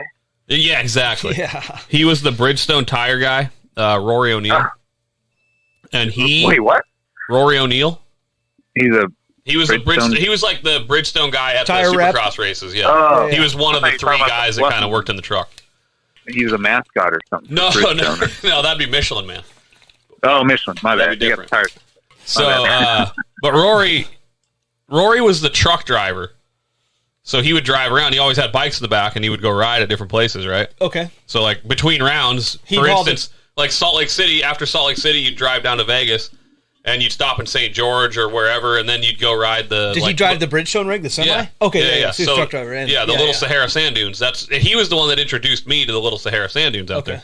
Nice. And I don't know that it was Little Sahara, but it was something. I mean, he was at some sand dunes, and he crashed and broke his femur. Oh, God. He laid in the sand for 5 hours, I believe, with a broken femur waiting for help. Oh, fuck that. Oh, no. Just to put a broken femur into perspective. Yeah, exactly, yeah. That dude did it, and, like, that was the wrong way. Yeah. Didn't Wanch do it on a snowmobile? Yep. Have to get airlifted out off the mountain? Yep. He laid there a long time, too, I'll bet you. Yep. I'd rather do it in the sand than the snow. Yep. Well, snow might... It's cold as shit. I don't want to lay in the snow for hours. Cold might help numb it. I mean... I guess your adrenaline already... Oh, God. I don't want to lay in the snow for 3 hours or 4 hours.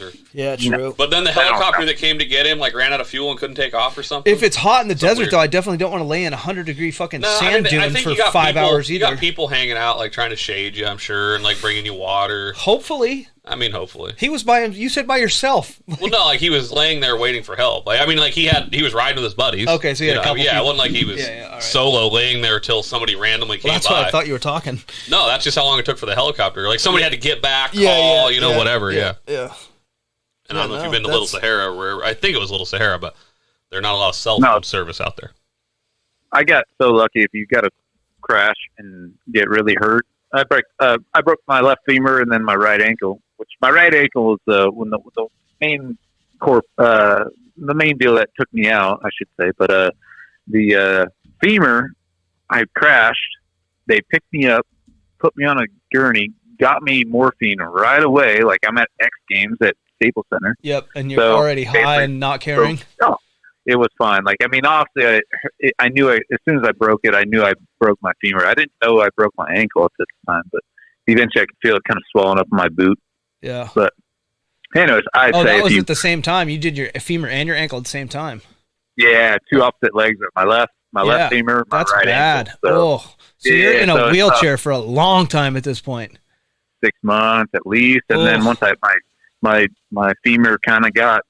I mean, the worst part is like I went to physical therapy, but it was tough because you're not using it like if I just broke my left femur, you still have your good right. Leg, you can hobble on that thing and drag the other one around, and it gives it some, use.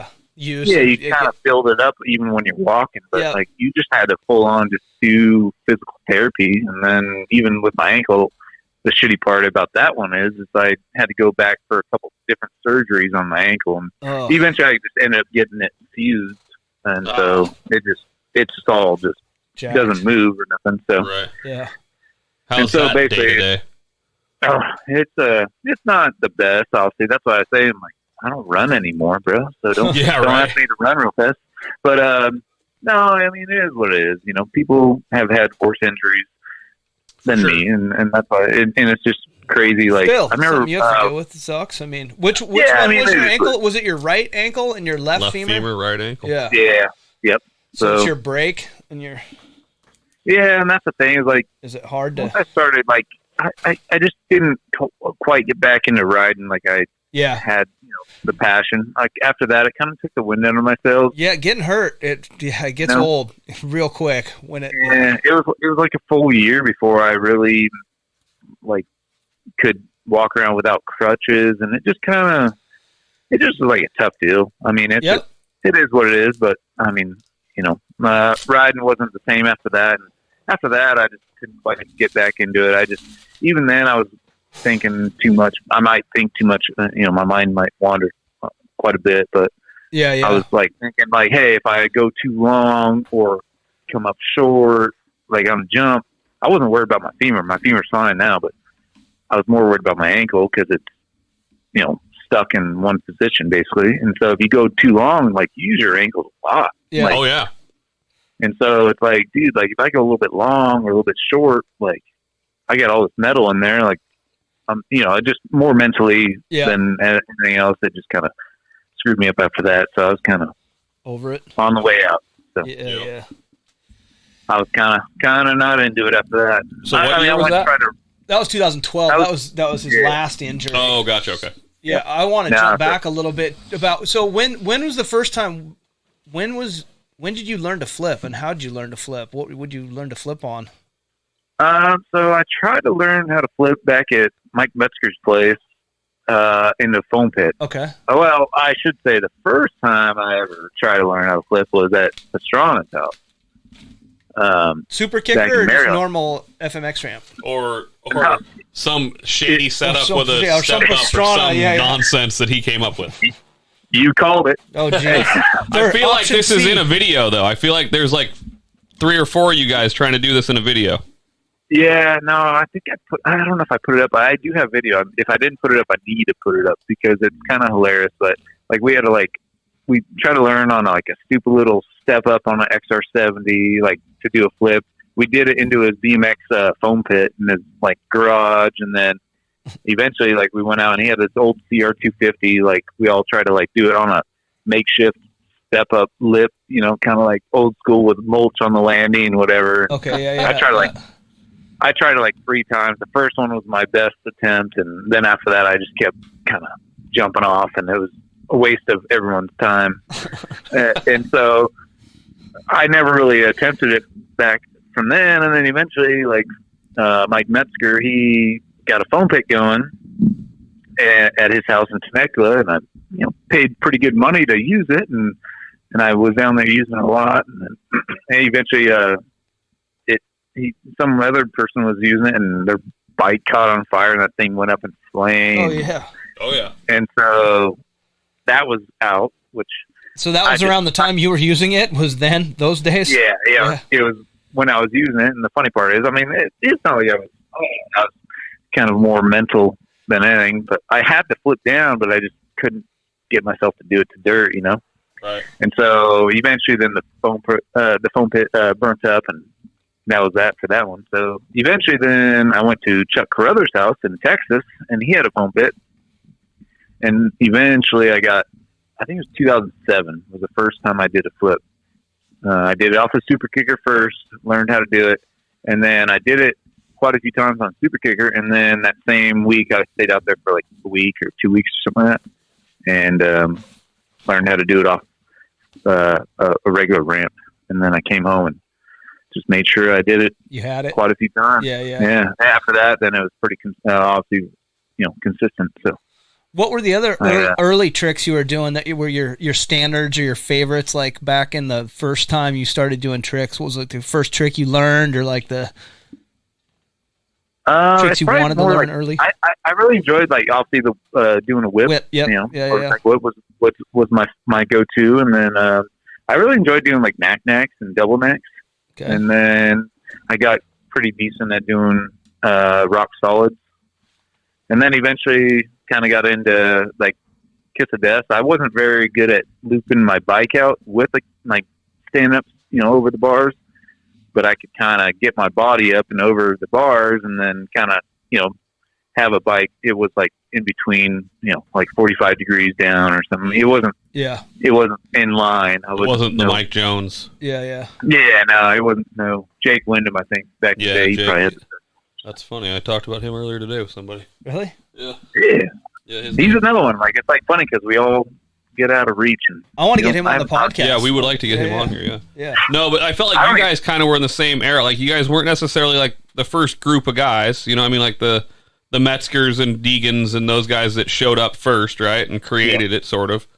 And then there was like the second wave of guys, and it was like you and Jake Wyndham and Bo Bamberg and the guys you've already talked about, but Rourke and I mean, even I think I consider Rourke maybe the first generation. He just he was there, he was there because he was a good racer too, I think. Yeah, no, he was really good, and he's funny. They used to call me Babyface back in the day. I guess because I didn't have a beard or nothing. I was all clean shaven, clean cut. Didn't even swear. And now, funny, I haven't seen him in forever, but it'd be kind of funny to run into those boys. So. Yeah. But anyway, sure. So those were your early tricks, huh? That was it. Yeah, I mean, double knacks were always good. Yep. My go-to. Knack. Double knack one time on accident. Yeah, I was gonna say. I think we've all probably, if you're trying to learn a knack, we've probably all done a double knack, but it's not on purpose. No, I wasn't even trying to do a trick. I was just doing jumping off the back of a berm into this rhythm section at Arena Cross Track. Binkley's fault. Nice. And the rut just got deep, and it hooked my foot on the face and just pulled both feet. May I ask how was Binkley's fault? Just curious. Well, he found the jump. Oh yeah, he just didn't jump at first, or. We had been doing it. Okay. And it was like It was You just not well. Well, I just drug my feet. Like I was the guy that hit it once the rut got too deep. There you go. It Yeah. happens. And then I went to the hospital with a dislocated thumb 2 weeks before the Southwick National. Yeah. Great times. Sounds fun. Yeah. Especially Southwick. Yeah. Where I rode. It was terrible. You're white knuckling. You were white knuckling the whole time. No, I just went really slow because I couldn't hold on. Should have got a lawn chair. I should have, dude. You know what? I should have just stayed home probably. Yeah. Would have saved a lot of money. Sat that one out. Yeah. Could have not driven from Seattle to Massachusetts. Been in a lot less pain. Yeah. Bit No, of a it's drive. not really even like privateers nowadays. Like I had it pretty good with like freestyle. Like Yeah, you were flying around. It sounded really good. Well, you were in Yeah, the good man. money like generation too. Yeah. Like there was good money Yeah. back then flying around. Like Yeah, I must give credit to also Tommy Flowers and Jeff Tilton because they got me on board with their program with Red Bull, and Red Bull used to treat us really good, and so we used to do ramp shows. Yeah, no, I mean they were amazing. Like I never really rode for Red Bull. Like they did sponsor me one time, like for X Games, but it wasn't like a Red Bull helmet. It was just like run Red Bull stickers, which is kind of I was trying to get in with Red Bull because. I mean, they treat their athletes so awesome, So What did they tell you had to do? yeah, hang on. So I've heard Red Bull treats their athletes really well, and Red Bull's a fucking amazing. Once you're one of their athletes, but I feel like they like to move the target when they're getting they're like Dr. Fauci. They like to move the goalpost. Yeah. freaking Fauci, no, always changing the rules. No, it was weird. I don't know. With Red Bull, it wasn't really like that. Like back in the day, I don't know what it's like now or what it was like. I mean, I know I never really. I guess it was more like I dealt with Tilton, Jeff Tilton, and so he kind of got me into it. And then full tilt. But he's awesome. I love that dude. But he kind of got me into it, and then he's like, you want to run? Like they'll pay you, obviously for running the stickers on the helmet, basically for X Games 1 year. And I was like, yeah, well, of course. I was like, can we do another deal? Like, Hilton can we do cool. Like a yearly program and I run their helmet and get paid can I get a monthly paycheck? Yeah. Can we get on the payroll? Yeah, exactly. But Hilton was cool. He never asked for anything in return. He actually more or less acted like a weird manager, just to go between liaison. Yeah, but he because he had the connections, like more connections than I did. I don't know anyone at Red Bull. He did, so he was trying to get me on board, which is cool. But he never asked for anything in return. And then Red Bull they just ended up giving me some stickers I threw on my helmet and got a quick paycheck at X Games 1 year for best whip, and that was about it. There you go. No, I'll take it all the way to the bank. That's for sure. Yeah, you did. But, I'm sure. Yeah, exactly, and you did. Bet it cash too. Yeah, no problem. Nowadays, it's like shit, I don't even know what a check is. Like you get it, and nowadays it's all direct deposit. Yeah, sort of thing. It's just, and even if you get a check, you just take a picture of it with your phone, and it magically goes in the bank. Yeah. Cool. I haven't been to the bank in so long. It's crazy how technology is all nowadays. witchcraft. It is witchcraft. Everyone knows how much money we're all making. So. Yep. Right? Yeah, ain't nobody hiding that anymore. Numbers are out there. No. Well, I'm not bragging, so don't worry about it. I used to make more bags a day. Yeah. It does seem to come to an end at some point, right? Yeah, unfortunately. Yeah, no. Certain guys make it work. I don't know. Yeah, no, that's crazy. I mean, even Adam Jones, he's cool. I went up there and we had had heart to heart, have too many beers, whatever, and start talking, whatever. But it's good. I mean, it just makes you appreciate the good times. That's all. Like, for sure. I wouldn't like me and him. We both wouldn't change it for the world. We just would have kind of enjoyed the moment more back in the day than we really did. So. Yeah, it was a wild, fast time. I mean, well, I was gonna say, hard to imagine. Really, like you'd have to almost pump the brakes and stop and think about it. Which is tough to do. I mean, literally, you're in the locker room BSing with guys. You're getting paid to travel the world. I mean, right. I mean, I've been blessed to be able to go see a lot of cool things. I got to go to Hawaii, like all over the U.S., and all over into Poland. I mean, I went to Australia and quite a few different places. So, what was your favorite place that you traveled to? This is a question Jeff normally asks. Yeah. Oh man, I think outside the U.S. Yeah, probably be Australia. I mean, it's just like, yeah, like I just feel like it's more like they're all into moto, and we had a lot of. They are into it. Like, yeah, and especially I went for the Custody Demons. I remember showing up and I had suspension, and I'm going through security, and the guy's like, "Hey, he's like, I can check your bag," because like it got flagged, of course, with suspension. Yeah. Yep. And what year was this? I'm thinking 2008, somewhere around there. All right. Maybe, 2008. I just remember, like post 01, like right after 9/11, it was super hard to travel with shit. It got weird. Yeah, it got weird, but by 08, I think it had loosened back up, obviously.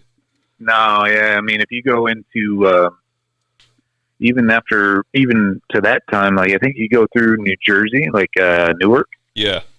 It's like, even if you flew in from Australia, like you fly in, whatever, England or whatever. Yeah. Like I've heard of some. Luckily, Derek Berlew and his younger brother John Berlew live there. Yep. Because there's been so many riders that have been go to even Bo Bamber. I think he had to call John Derek Berlew's younger brother John. And he's like, "Hey, can you go pick up my suspension? They're not going to let me fly with it, but I need to get on the flight. So he's like, I'll pay. Just pay you to ship it. Like let me know how much it costs. Ship it home. Because they won't let you fly with it. And so." Pain in the butt. Luckily, I never had any issues like that. That's awesome. I get to Australia and this guy's like, "Oh, come over here, mate." I'm trying to do that horrible. No, that was good. That was pretty good. solid. Yeah. Hold on, we'll get Jeff to do one too. It'll be good. I'm not. that or the C word. I'm only good at. So, but he's like, you can say it he's here. Like, no, but, if I get into it, probably a little bit. He's like, "Hey, oh, I got to check your bags." He's like, "Oh, you here for the Damons?" The Damons? The Damons. And I'm all, the what? And he's like, the Cross the Demons. I'm all, oh, yeah. I'm like, those crazy cunts. He's like, next time, just let us know. He's like, just let us know. You're one of those crazy cunts. Yeah. He's like, just let us know that you got, your suspension. I'm all, well, who do I, tell? Yeah, who do I let know? Yeah, who do I let know? I don't know anybody here. Yeah. None of you look familiar to me. Do I just tell everyone? I told him when I left LAX, what was in the bag. Yeah, I'm not I was. He was cool. He wasn't a big deal. But I'm I just told him they know what's in it, but I don't know who else to tell. So, but he was a super nice guy. And next time, just start screaming, "I have an AR-15 in it." Yeah, it's an AR-15. Don't worry. It's an assault rifle. It's an assault rifle. So. Yeah, I got popped. I was trying to go to Ireland one time, and I had suspension, and they were like, it was 02, pretty close to the. And they were like, we need to see inside the cylinders. Wanted me to take it apart, and I was like, I can't take it apart. What do you fucking TBT in here? Do you have tools for this? What do you want me to do here? And they're like, factory connection isn't here. Yeah, exactly. What do you want from me? Mitch Payton ain't here, bro. Mitch isn't here with his wrenches handy. Bones ain't here. But yeah, they just wouldn't let me fly with it. And I was at the gate, ready to board the plane, 10 minutes, 15 minutes before they board, and they called me back out to the front of the airport. Greg Crater, please come. Yeah. Please, to the front desk or whatever, to wherever it was. And I was like, God damn it, I had to go all the way out. And then I had to just call him. I just had to call him. Luckily, it was in Seattle, and I had to call my mom and go, "Hey, can you come back and pick up this stuff? Because I got to get on the airplane, and I got to figure out suspension when I get there. We'll deal with it." Yeah, but I was going there. It wasn't even some clickers. It was the worst setup I've ever run in my life at a race. Luckily, it was a 250F, so it wasn't that big a deal, and it was an outdoor race, so it wasn't the end of the world. But it was so super soft at the top. Why were you racing a 250F? You're never a weird rider. It was a weird scenario, dude. Apparently. Yeah.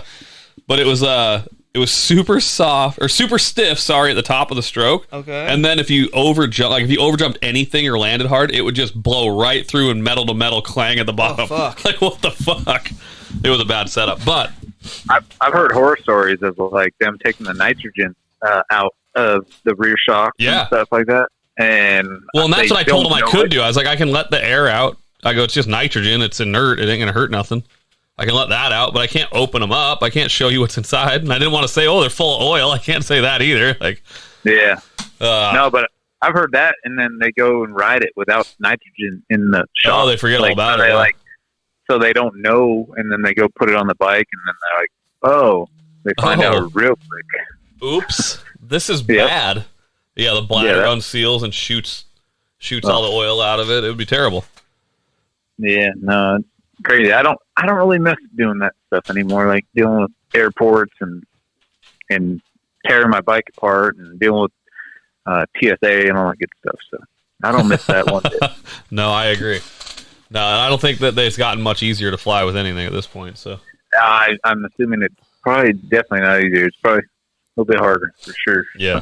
Dude, I saw another thing I wanted to talk to you about today. So I was just thinking about Jake Wyndham and stuff and people's like nicknames back in the day, like the Jailer. And I saw your nickname today. Please tell me you got it the reason I think it is. His nickname's Motorboat. or the nickname I saw online. Is it I don't even know why, I tell you the truth. It wasn't even like... No. He just likes to go fishing in his motorboat. Yeah. No, like it's not like I really actually did any motorboating. No? No, I just mean... locker room talk. Yeah, well, it was more like one of my good buddies who used to announce for Tilton and Clowers, and he used to, babysit us all, basically. His name's Jared Adams, and I'm still friends with him. I just talked to him the other day, but he's super rad. But we were like, I can't even remember the movie. I'm brain dead right now. But it's like the motorboat son of a bitch. It's like Wedding Crashers. Yeah, Wedding Crashers. Yep. Yeah. I had to say it to remember the movie, but with I can't remember the actors. But anyways, Will Ferrell? No, it's not Will Ferrell. It's Wedding Crashers. Oh, Owen Wilson. Yeah. Owen Wilson. I was thinking of Step Brothers. And then the big guy. And the big guy. Vince Vaughn. Yeah, Vince Vaughn. Yeah. Vince Vaughn. So he's like, you motorboat son of a bitch, or they're built for speed, but built for comfort. And we used to we had all the time in the world, like we did, like we always hung out. So we just sit in hotel rooms and watch movies half the time. Yep. Like we weren't really that cool. Even when you ride, we weren't really that cool. When you ride 3 shows a day and they're 15 minutes each, there's a lot of downtime in between shows. Like, yeah. And there's only so much real motorboating to do. Yeah, and so we just like there wasn't like you're in backcountry like half time. You don't want to motorboat any of them. So anyway, so we're just chilling, watching videos, and it was just kind of funny because he started to just be like, we're like, oh, you motorboating son of a bitch, like just saying it back and forth, and then he started because he was an announcer. Yep, and so he's like claiming you as it. Motorboat Richmond, like he just started doing it, and then funny. And it just kind of was like funny because it kind of stuck, and which is weird because I haven't heard that in forever. So thanks for bringing it up. But I wish I could. I wish I was I actually had a good story for that one. It also said you're 5'11", 150. How's the 150 going these days? No. What? So you know what the hell you're talking about. On this biography I'm looking at, it says you're 26 from Cherry Valley, California, 5'11", 150. Oh, right, a 2010 Yamaha YZ250. It was only 10 years ago. Oh, we just helped with some math. 10 YZ450. I think I shrank. I'm about 5'10". Uh-oh. And then that could have been the femur and the ankle. Yeah, that's it. That's true. I walk a little bit crooked, and then maybe 155. Maybe gain a little bit. Maybe 155. Yeah, Jesus. I haven't seen that since I'm a lean. I was going to say since was that freshman year? What's funny is like I shrunk and I grew wider, so no big deal. Nice. There you go. Did you? I don't have that going. I saw your hobbies also include UFC or MMA. Did you by chance see Stipe Miocic, whatever his name is, get folded in half last night, like a deck of cards? I did. Ugh. I like Miocic. I do too, but I mean, Francis is a scary American. Individual. Yep, firefighter. And props to him for even stepping up to the plate because Cleveland guy. Holy hell. Yeah, he beat him the first time, so that's the only thing I got to say on that one. But I don't know if he wants to go for the third though. I don't know that that's going to get a trilogy on that one. No, I agree. No, it's pretty brutal. That's a brutal sport. I remember I did. That's a brutal sport. That's no shit. No, I mean getting punched in the eye, I could never do that. It's funny because I was all into it back in the day, and I'm still into it. I enjoy doing it, but I used to go to the gym all the time. And there was a thing online. Actually, I did a thing with Dan Henderson back for ESPN, and which is funny because I went down to Todd Potter's house not too long ago, and Dan Henderson's his neighbor, and and they're all buddy, and so that's I'm like, he ends up showing up to Todd's house Dan Henderson does. That's funny. And like I said, I did an event, like a little video with him. Yep. Did you remember it? Yeah, no, he was bitching because he shows up and like, and I go out and it's funny, we're drinking beers, of course. And I go out to Todd's garage to grab a beer, and his garage is wide open. And all of a sudden I like look, and there's this guy pulling up. I'm like, who's this old fart? You know? Yep. And all of a sudden I look up, I'm like, holy shit, it's Dan Henderson. I'm like, Dan Henderson. I'm like, I'm all, Mr. Henderson, how you doing? He's like, hey. And he's like, and he was cool. He like knew, I guess because he didn't say nobody calls me Mr. Henderson. He did. Yeah, dude, it's so funny. Like even then, I was after riding, I started driving tour buses around and all this stuff. Nice. Anyways, I was out at Coachella, they call it, for the stuff out there, and I'm out picking up people, and all of a sudden, all these people are getting on board, and I'm like, I gotta like get going here shortly, and all of a sudden Chuck Liddell like starts walking on, and I'm all, Mr. Liddell. Like I don't know why, like I just call like anyone who's gnarly, like fighters, like Mr. or it's called respect. Yeah, that's true. Like I don't want to get punched in the face. I'm not gonna mouth off right now to the wrong motherfucker, I'll tell you that much. You are not the one.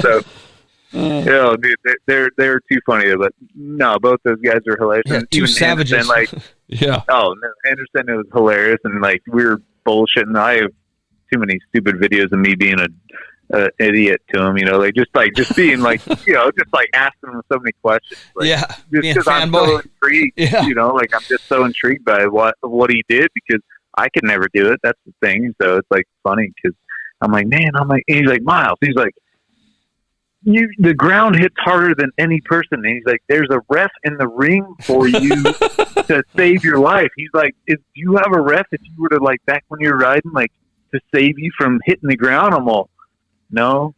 And I'm like, he's like, exactly. He's like, but he was like, trying to have a ref that would protect you from the ground. That's my femur. Because he was like trying to make it a point, like, like there's a ref in there, like making sure I don't get like to her. Like I'd be like, did you see what you did to fucking Michael Bisbing? Exactly. Like, nobody was saving him. Yeah, nobody was saving him. His soul was gone. That's true. Yeah, he got that extra punch in, which he did.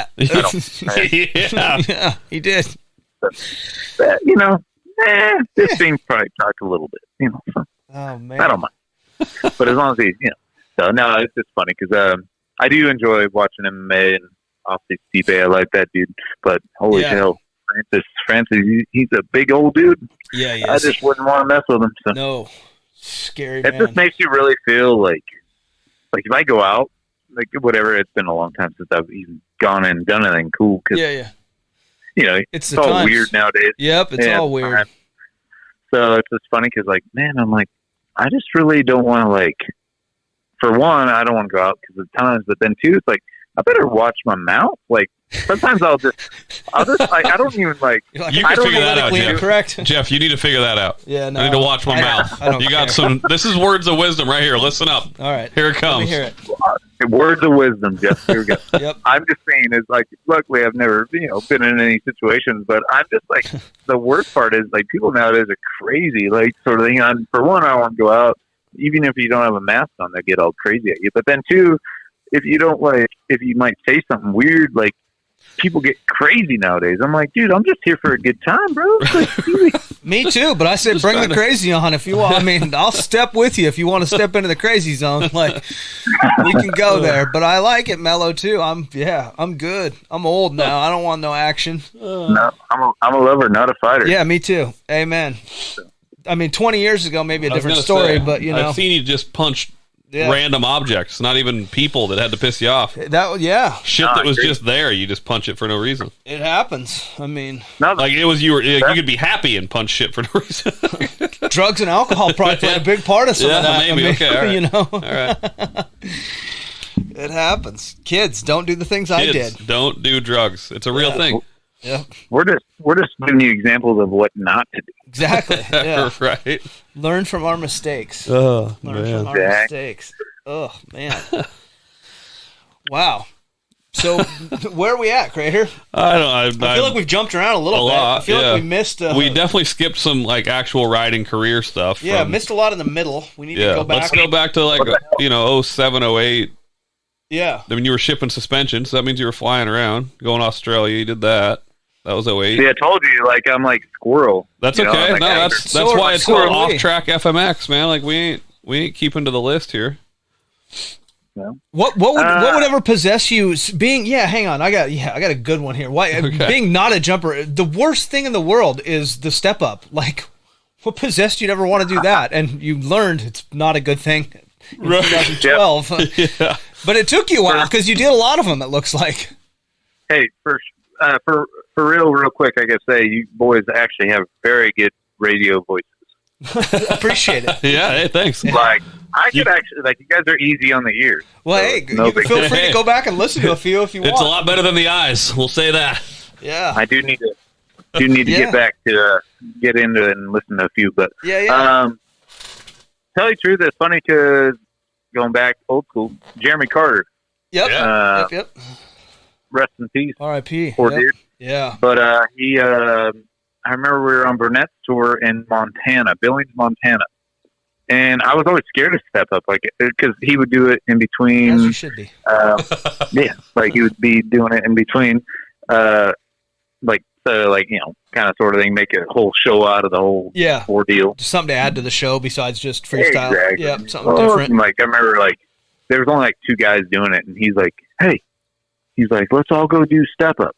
I'm all, nah, I ain't. You're like, I got a launch here. I'm good. I'm over here. My launcher is right now, bro. Tell me when it's time to hit the 75-foot ramp. Yeah, like all I know how to do is make left turns. So yeah, I don't know how to go straight up to the ceiling, and I don't want to. Yeah, he's like, hey, let's go out there and do it. I'm like, all right, like I guess, like I don't even know how he really convinced us, but he got us all out there to do it, and I ended up finishing second behind Bartram. He ended up winning. So, like, after that, I was like, man, I kind of like doing that. So, I kind of started doing it, and after that, it was game on, like nonstop. Anytime, like, there was a step-up event, like qualifier or whatever, you were into it. Games, I was there. So. Yeah, but you got you got a bronze at one of the X Games, yeah. Yeah, me and Deegan tied, which is. Another tie. Yeah. Jesus. Well, you and biting, you and Deegan? Yeah, man. Me and Deegs, bro. So you and Deegan tie. They just give you both a bronze medal? Or did you guys tie for second? No, I never got a medal. What? No, the best part is if you go on their website, back in the day, I don't know what it's like now, but they gave him third and I was fourth. We both cleared the exact same thing and like went out the exact same thing. I'm like, technically it should be like 3-3. I feel like at one of the X Games, I feel like I have seen them give ties and hand out 2 medals or something. Oh, yeah, I don't know. Seems like they would just let you guys go do another jump or something. Yeah, you'd think, but no, I never got a I've actually finished third in step up, and then I finished third in best whip. Was that one a tie too? No, actually, but I never got a medal for them. So it's just like that was before like they started doing. They would only do like, especially best whip. They would only do like first, I think. For medal. Oh, it was, yeah. It was like when it was pretty new, and then step up. I think they only did first also, but then eventually after I got out of it, like the year I probably crashed, they probably, of course, like gave everyone a medal. Did you do any of the overseas X Games, the Asian X Games, or the? No, did they have, no. No, that was after your time. Yeah. You did do Red Bull X Fighters in Fort Worth, right? Yep. How was that? That was a really fun event because we were out there. It was fun. Red Bull just makes cool courses, and they're just events. Those X Fighters are cool. They put us up in a whole apartment. Like they rented a whole apartment for me and like I said, Jeff Tilton, Tommy Clowers. Yep. The guy Jared Adams, who was the announcer who nicknamed me Motorboat. Yep. All of us, like they put us up in an apartment out there for 6 weeks because we were out there, like, which was heck, you're a kid, you know, having a good time. So we got to go out there and hang out in Texas for 6 weeks, sure. And do out in Fort Worth, and we just did demos, like, I don't know, like, I can't remember how often, but like 2, maybe 3 times a week just to promote the event. And then eventually the event came around and, nice. And it was cool. Like the courses are always pretty gnarly. Like, yeah, you got to be on your toes, sort of thing, which I mean, for a person who, I was telling you guys I'd sat in lawn chairs and didn't really like jumping too often. Exactly. I actually enjoyed those courses, I guess you would say, because at that time, at that point, like there was a lot of, or more like, if you had dirt jump, like I wasn't the best at doing tricks, but I could do my tricks off kind of certain jumps, like more dirt jumps, Yeah, and a lot of people, they couldn't do their gnarlier tricks off the dirt jump, which that helped me because I didn't have the gnarliest tricks, So yeah. Do you remember who won that one? Do you remember? Was it Wes Agee or no? No, I want to say it was between Twitch and Matt Rabeau. Huh. In 2008. Right. Yeah. Because or was it Todd? It wasn't Todd Potter. I thought it was an American. No, that was Glenn Helm that he won. Oh, okay. Yeah. Yeah. So my memory. Did you ride that one? No, I didn't. What year was that? I don't remember years. I think that was 2012, but I think I was hurt at that point. Okay. I got hurt at that point, but because that was Glenn Helm, but the Fort Worth one, I think it was Matt Rabeau and Twitch. Like we're battling for like because there was like 4 or 5 Red Bull X Fighter events, and it came down to those 2, and so. But yeah, nice. I didn't do too bad, but I did win the barrel race. Yeah, I was going to ask you what that was. It was kind of funny because like it's like I don't know. I didn't think I was going to win. Like I said, I sucked at corners. I don't do jumps. So, I'm no good at turning. And they threw a right-hand turn in, probably. Yeah, just not NASCAR. It ain't go fast, turn left. They mixed it up. It's not a big berm corner. Left, right. No, anyways, I guess I wasn't that bad at it because I ended up winning the barrel race, and so. Where were you barrel racing at? What was going on here? It was in Fort Worth, so you had to like start on one top of the landing, go down, hit a corner, hit a jump, there was like a double with ramps, like whatever, or I think it was a ramp and a dirt, and then you turn and you got to go around a corner, come back, like do this jump, and then eventually you go across the finish line.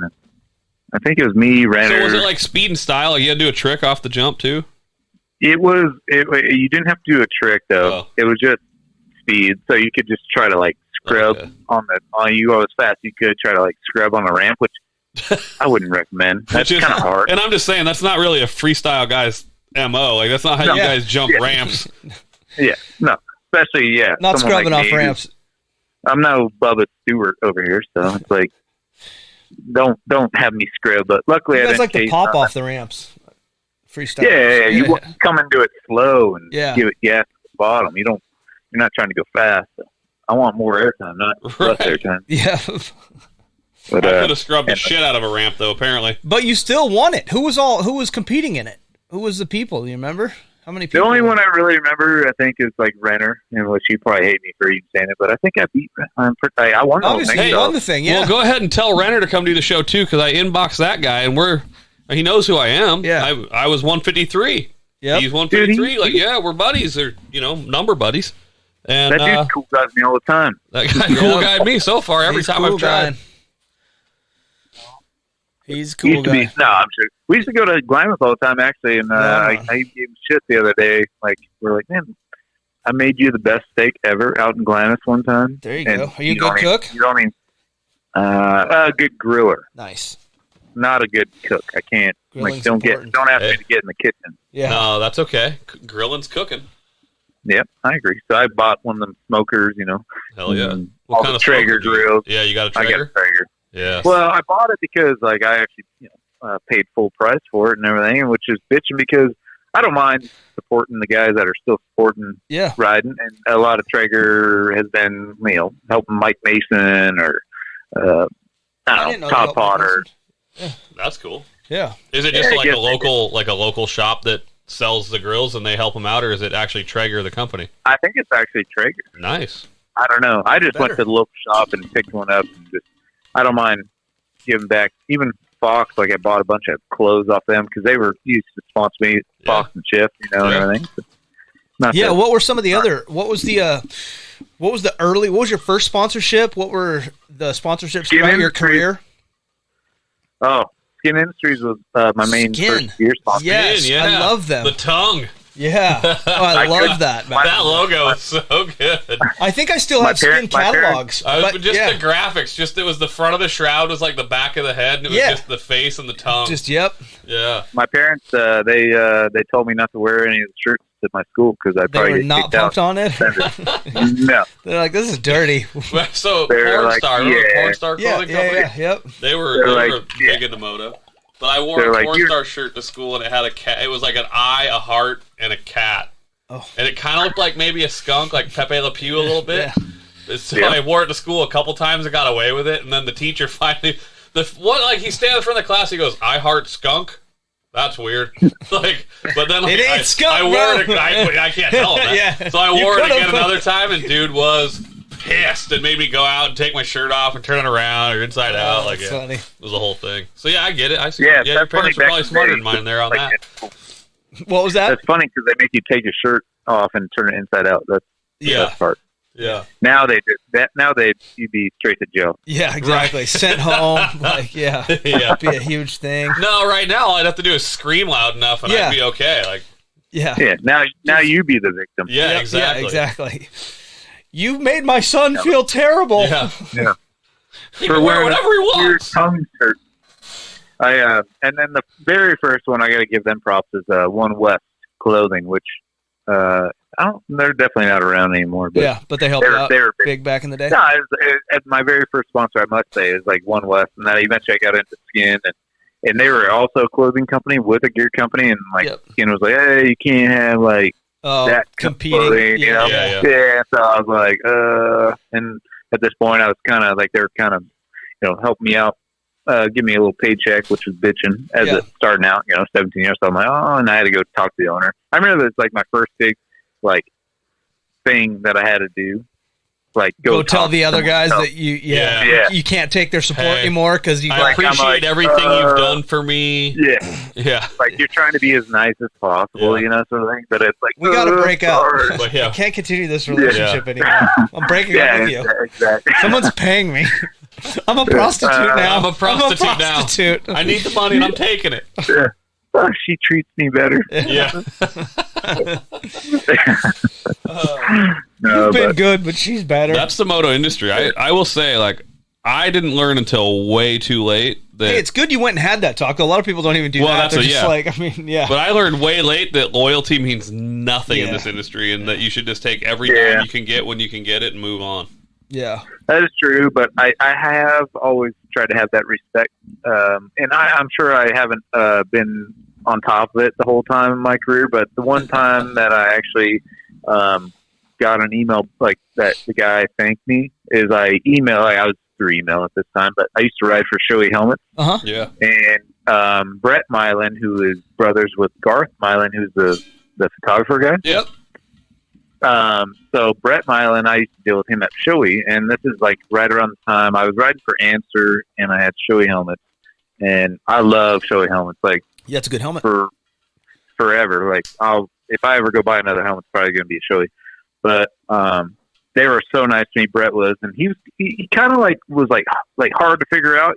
When you talk to him, you're not quite sure, you're bugging him, or whatever. Right. But he's a super nice guy, and I mean that in the best way. It was just I just maybe had the assumption, but it was maybe some people are hard to read. I mean, it happens. Yeah, he was just I couldn't figure it out. But anyway, so I hated bugging him, and he basically go get this. It was back in 2010 or 11, right around there.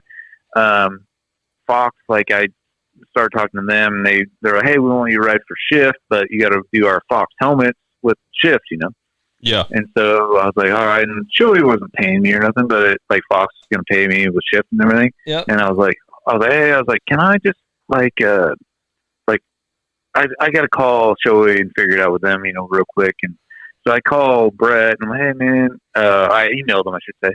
And I was like, hey, just curious. I was like, I've been riding for you quite a while. Just curious. I was like, I might have to go ride for Fox helmet, but I was like, it's only because like shift, they want me on the same thing. But the funny part is I hit him up and hey, you got time or whatever? And he's like, oh, let me guess. He's like, do you need a helmet or something? And I'm like, no, actually, I'm calling because I won't ask for that anymore. Yeah, exactly. I actually don't need any more helmets. I'm actually getting helmets from something new. Yeah, and that's how it did. It wasn't over email. I did actually call him. Now it comes back, and like I said, my brain's kind of whatever. But he's like, oh, let me guess, you need a helmet? I'm like, no, actually, I kind of got a new sponsor. I might have to switch up, but I just wanted to say thank you so much for always sponsoring me over the years. And he's like, you know what? He's like, most of the time, he's like, I appreciate that. He's like, a lot of time I find out through photos. Yeah, I showed up at an event without my helmet anymore. Yeah.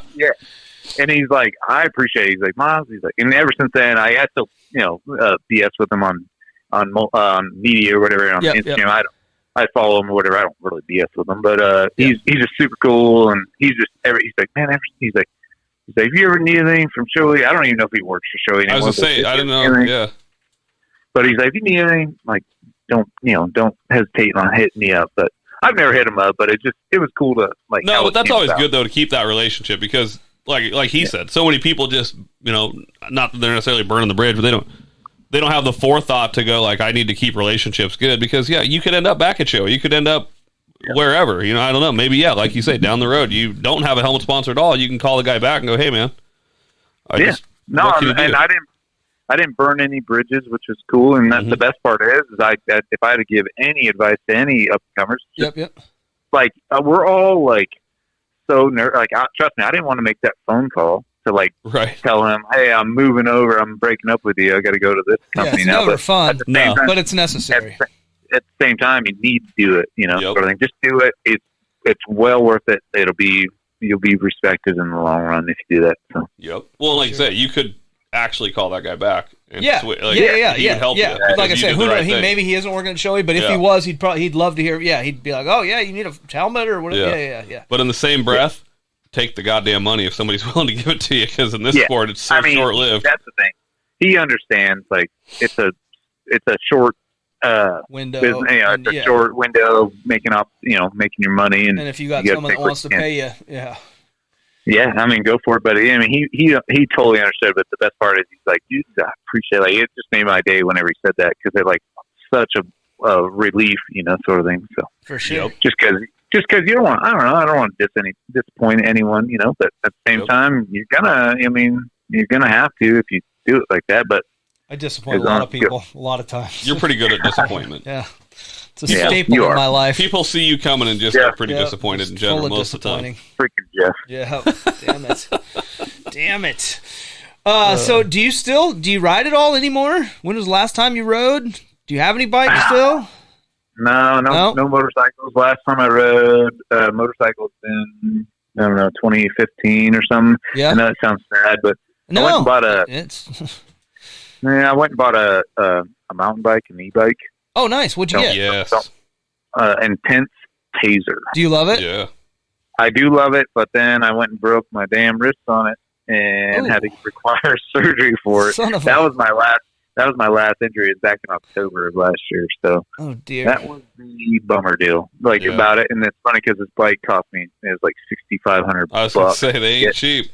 Yeah, dude, I'm like, that sounds actually cheap. I thought they were more expensive. Yeah, no, anything with an Intense logo on it's going to be expensive anyway. But those I e-bikes thought they were expensive. more than that. I thought that yeah. I mean, you could get a spend deal? more. Yeah, no, you could spend more money. No, I went. I don't get no deals anymore. Well, you never know. I'm a normal person. Yeah, right. I'm an old everyday Joe now. Yeah, average Joe. But no, it's funny because it cost me that much, and then I had to spend another $3,000 on my wrist. Right. So it cost me $9,500. So far, it's a $9,500 bike. Yeah. So awesome! I can't wait to go ride it again. So no, it was my fault. Whenever mountain bikes are dangerous, man. I got hurt way more on bicycles than I ever did on a motorcycle.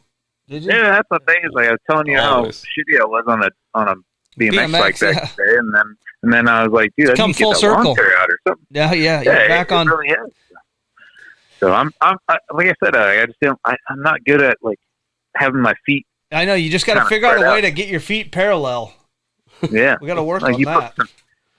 Weld some pegs in the middle there again. It's gonna be hard to pedal. You have just a crank that goes like this. You need the what are they the wheelchair, the wheel cycle. What do they call the? You know what I'm talking about? Like the wheelchair bicycle thing, because that's how they have them. They pedal like that. Oh, yeah. Their hands are together the whole way. I saw a guy riding one of those around today. Actually, I'm like, dude, I thought he had his shirt off when he first went by me, but he was some old guy, and I'm like, oh, he just has like a really tan shirt on. Like it looks like he's out getting a tan on. You know, right. Like, right. It was David Bailey. I talked to Johnny yesterday. Johnny said it was going to be 85 in Cali today. Ooh. What was it? Yeah, what was it where you were? Well, it was like 60 degrees yesterday here and snowed today somewhere. Yeah. God damn it. Where are you guys at outside of Seattle? Yeah, just outside Seattle. Yeah, just south. Oh, I'm sorry. Yeah. That's a lot better than being in Seattle. Yeah, well, I mean. Does it rain all the time up there? Yeah, always, constantly. Nobody should live here. Yeah. Everybody should probably leave. No, you guys grew up there? Or you guys always just live there? Yep, grew up here. Yeah. Grew up here. Born and raised. But I mean, like, traveled a lot. Yeah, I've traveled. Just the West Coast. I mean, yeah. I mean, I've traveled all over the country. Like, I've been to 49 states. Yep. I never went to Maine. Couple countries. You got more than me. And then, Ireland, England, Haiti, Uganda, Guatemala. No Guatemala. I didn't do that. I didn't do anything central. Call you and interview you. No, I sucked. It's okay. I was like you as a kid. I sucked. We all get our own lawn chairs. Right? Yeah. But like every time I travel these places, I just like when I get home, I'm like, fuck, it's good to be home. Like I really do enjoy the Pacific Northwest. Like yeah. Like we don't have the blazing hot summers. We get a little bit of every season. Yeah, we actually get kind of four seasons. They're like some of them are shorter than others, but no, like I don't mind that. I have a buddy. I'm sorry. No, go ahead. I have a band buddy. Like when I was driving the tour buses around a little bit, but he lives in Coeur d'Alene. Coeur d'Alene, Idaho's good, but it's hot as balls in the summer. Yeah, that's my issue. And cold in the winter. And cold in the winter. Yeah, they get way more snow and way more heat in the summer. Yeah. Well, but I mean, Coeur d'Alene's awesome though. There. Yeah, there is a lake, and there's a cool golf course with a floating island green for 18. Yeah. No, Coeur d'Alene's beautiful. About it. Oh, they have a fair. They have a fairground where you do they used to race cross, and they do some freestyle there. Yeah. Yeah. Good stuff. That's Holman's territory. That's his. Yeah. Holman does the shows all there. Those shows that, 2 or 3 Coeur d'Alene? 4 years. Yeah, Coeur d'Alene Arena Cross. Kootenai County Fairgrounds. Yeah. Woo. Yep, Kootenai County. Yeah, if you're ever up there in the summertime, check it out. There's like 3. I feel like there's like 3 a summer. 3. I think there's 3 there a year. You like living in California? I mean, you're born and raised, so.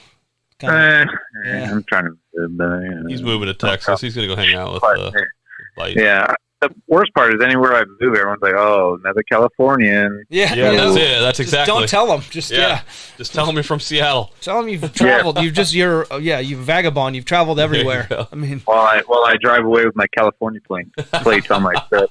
Yeah, may want to get rid of those. Yeah, I was gonna say.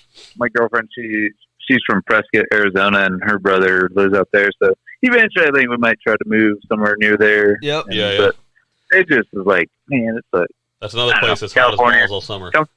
Don't even get me going on California right now. we don't have enough time. Yeah, that's a whole different kind of podcast. You guys have already cut me off. I already tell. I don't blame you. No, we're at 2 hours though. So normal. I mean, I want to hear what are you up to these days? Yeah, what's the story for now? What do you do? What's been after? We'll do this one and we'll call it a day because I do actually need to go to bed for my work tomorrow. But you guys are awesome. I love talking to you guys. Yeah, no, it's been a good one. I know. Yeah, see, 2 hours goes by fast. Like some people do think that, but it goes like. Yeah. And I feel like we did probably miss some things and stuff. Oh, yeah, for sure. A lot of people have been on like, hey, we want to get on again maybe, or even people that weren't that into doing it. Like after they did it, they're like, oh, let's do some more. Like let's. You guys are hilarious. I love talking to you. I feel like I've known you guys for like 20 years. We try. And that's like 16 years off my life, so that's pretty good. So what are you doing these days? What are you going to wake up tomorrow to do? So basically, I was. I'm going to give you a backstory. Here we go. Go ahead. Yep. No, it's good. Yep. So basically, I was driving tour buses around for bands and artists for a while. That's cool. And so I drive like I don't know, $500,000, $1 million buses around. Right. I'm surprised they gave me the keys to those things. Wow, yeah, that's legit. Don't let anybody drive these things. Yeah, no, anyone can get a license and do this shit. All right. Yeah. But so anyways, I started doing that, and had a good, successful, like 5-6 years doing it, and I was doing that around like 2015. Any big name bands that we'd know, or just random?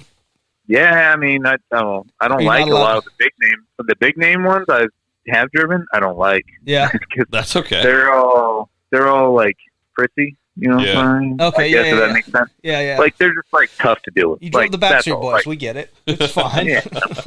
Lance Bass can be a Timberlake's dick. an asshole. Yeah. Timberlake's an asshole.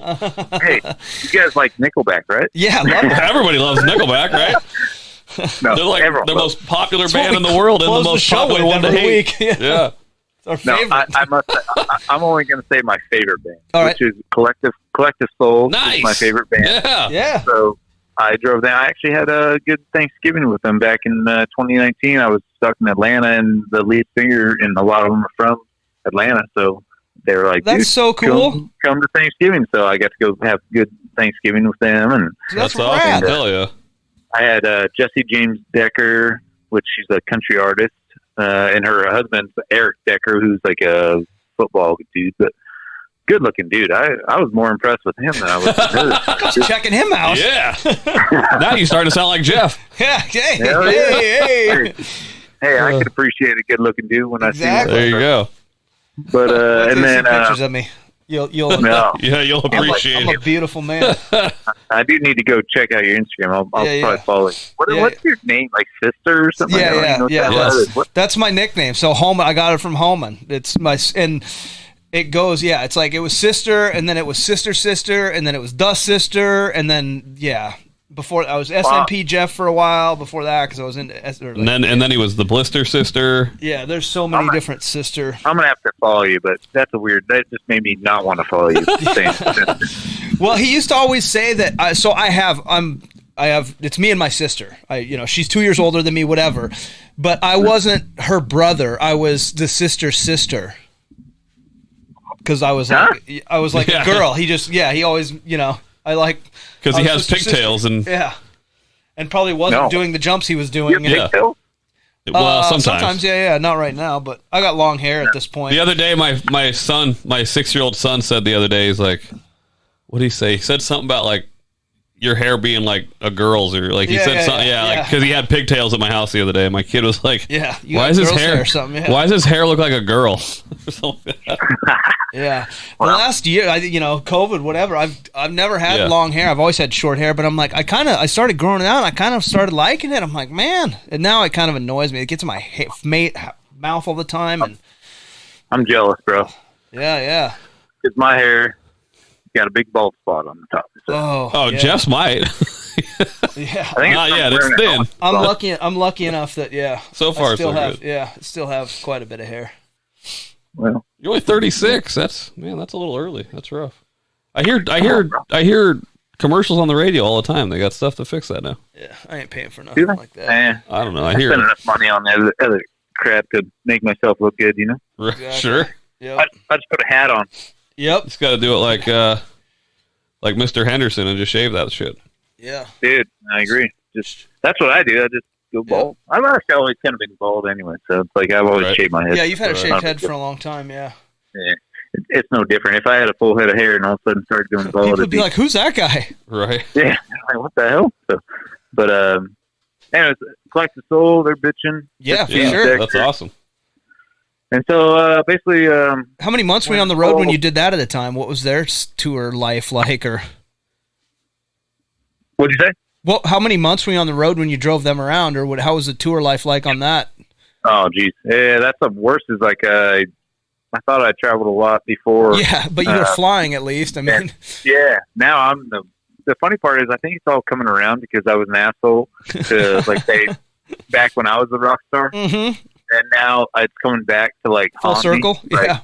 Now I'm getting the punishment.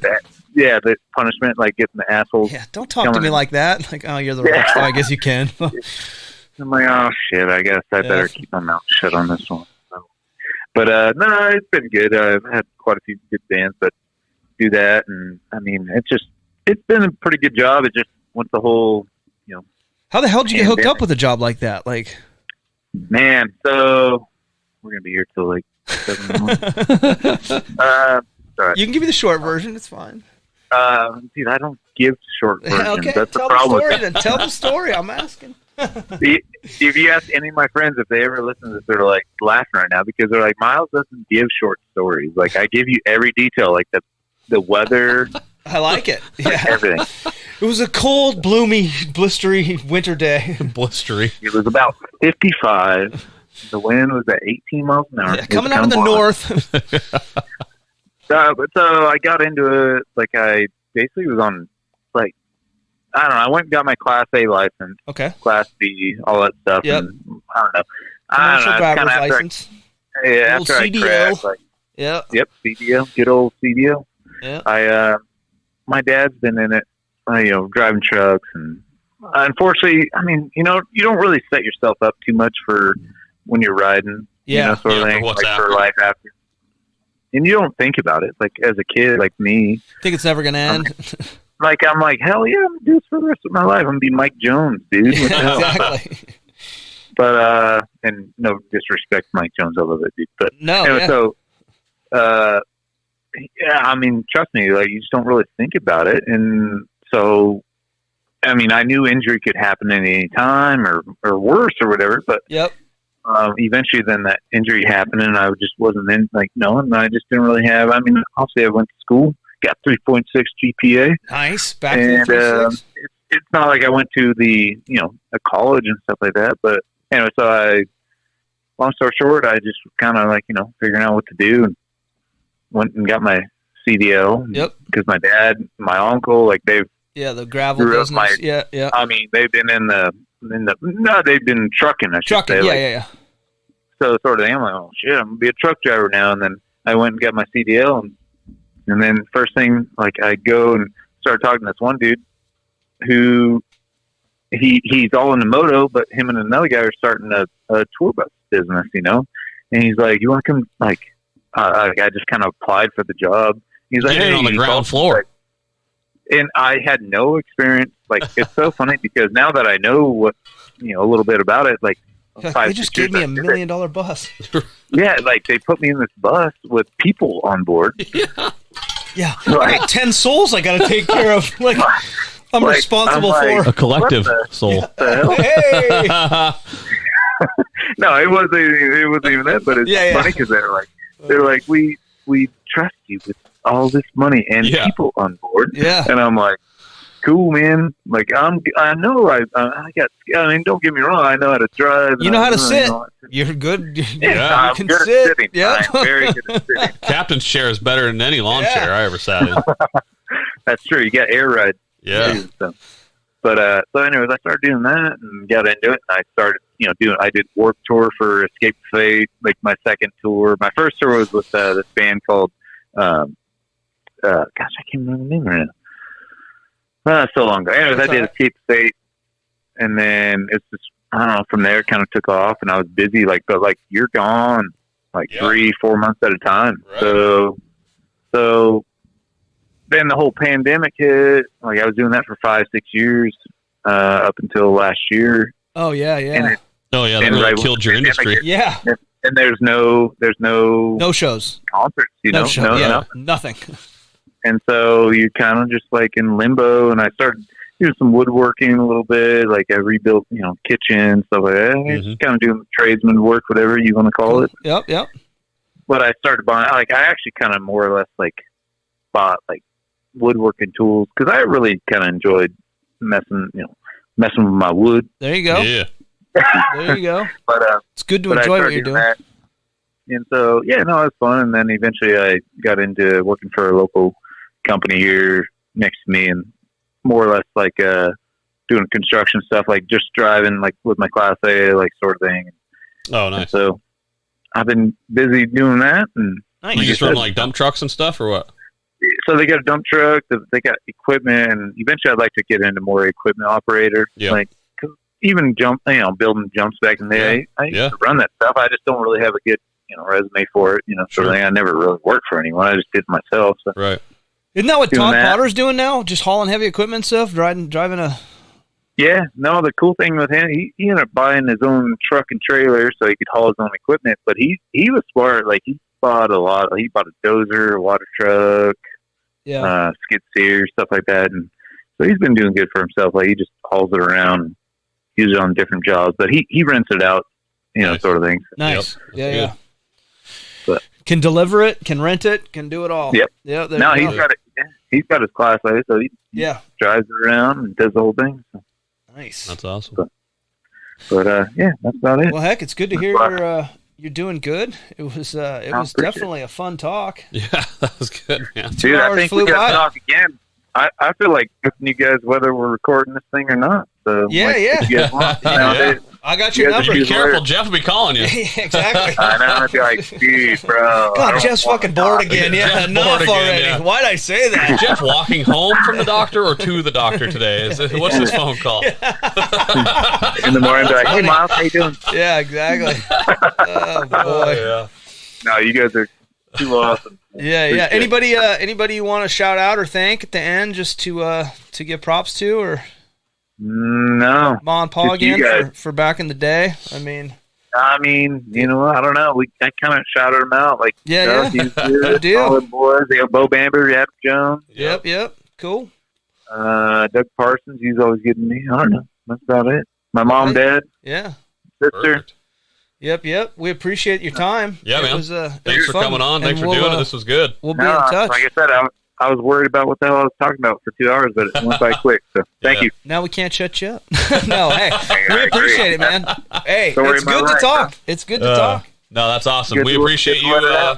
And congratulations on the career. And like I say, you're still relevant in the world to some degree. Even if you guys think you're not, people are still listening and watching and checking stuff out on the internet, man. I feel like that's a lie, but all right, man. Well, I'll take what I can get nowadays. So. There you go. Yep. We feel the same way. Cheers, buddy. Yeah, cheers. Hey, thanks. cheers. You guys have a good night. Thank you so much. You too. Go to bed. All right. Well, I will. See you, buddy. Bye. Bye. That was a fun one. That was good. Myles is a good dude. Yeah. I don't have any news stories put together this time. You've been working me too hard lately. You know research. Yeah. No, I don't got much to talk about. That's okay. That's all right. I feel like we. Hey, what you see that? What about the Suez Canal and that stupid shit? Yeah. That fucking guy. That guy. I mean, how do you he's in fuck real that trouble. up? Yeah. Well, so I don't know. It's like $6 to $10 billion I feel like of I heard something about. It was like he did something on purpose. Like he tried. It's called drinking. No. Like if you look at the GPS map because you could follow. I haven't seen that. The story is it looks like a big dick. Oh, he was trying to like he was doing something maybe like silly guy. I heard that. I could be completely wrong. I feel like that was on the radio, but that'd be great. I hope it is. You can look into that. But yeah, it was like part of the dick who was drawn and got stuck in the canal. Got stuck on the helmet. Yeah. Should have left it uncircumcised. Oh, I'm terrible. Oh, God. He really fucking created a perfect line across there, though. At the end, man, that was... yeah, he's really stuck. Yeah. I mean, woo. Yeah, I'd he fucked up. He fucked up. Some people are pissed, I think. Yeah. Honey, I'll see you in a week. 2 months later, where have you been? Well, some shithead fucking parked his ship sideways. Somebody got her in. Somebody wedged it in sideways. Fucking asshole. Oops. Yeah. Shooting holes in that boat. The weirdest shit. Like, how is that even a thing? Like, how do you get stuck in a fucking canal that's made for... it's got one fucking... deep enough? Can we sink it right there? Yeah. I know it's stuck on the side here, but how deep is it in the middle? Can we just drop it in the hole over there? Oh, God, yeah. Leave the dude on board that got it stuck. He can go down with the boat. I hear the mosquitoes are terrible down there, so I can't imagine being stuck is good. Yeah.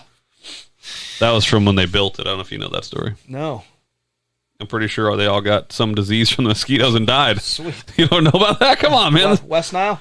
Well, I think it was well before the West Nile. Yeah, probably. Malaria, probably, or something. I don't know. Probably something I've acquired at some point in my life. Yeah, you probably have it. You probably had it twice. A time or two, yeah. Got rid of it the second time. Tylenol. Yeah. Chicken soup, I hear, is good for you. Exactly. Soothes the soul. But when you don't have one, it's hard to soothe. That is. You redheads. Ginge Nation. Man. That hair in my fucking mouth now. All right, let's end this. Great. Yeah. It's late. I'm tired. Good show. All right. Well, I'm sure I will see you sooner than later, and hopefully we can get another one of these coming next week or something. Yeah. Thanks for listening, people. Yep. All 7 of you that still listen. Shut it. Hopefully. More than that. I know. It's got to be 10 by now. It's at least 12. Oh, that's good. Numbers are up. Okay, number 13. Numbers are up. We're looking for Looking 13 for one here. more. Come on. All right, people. Thanks. Talk to you later. Cheers.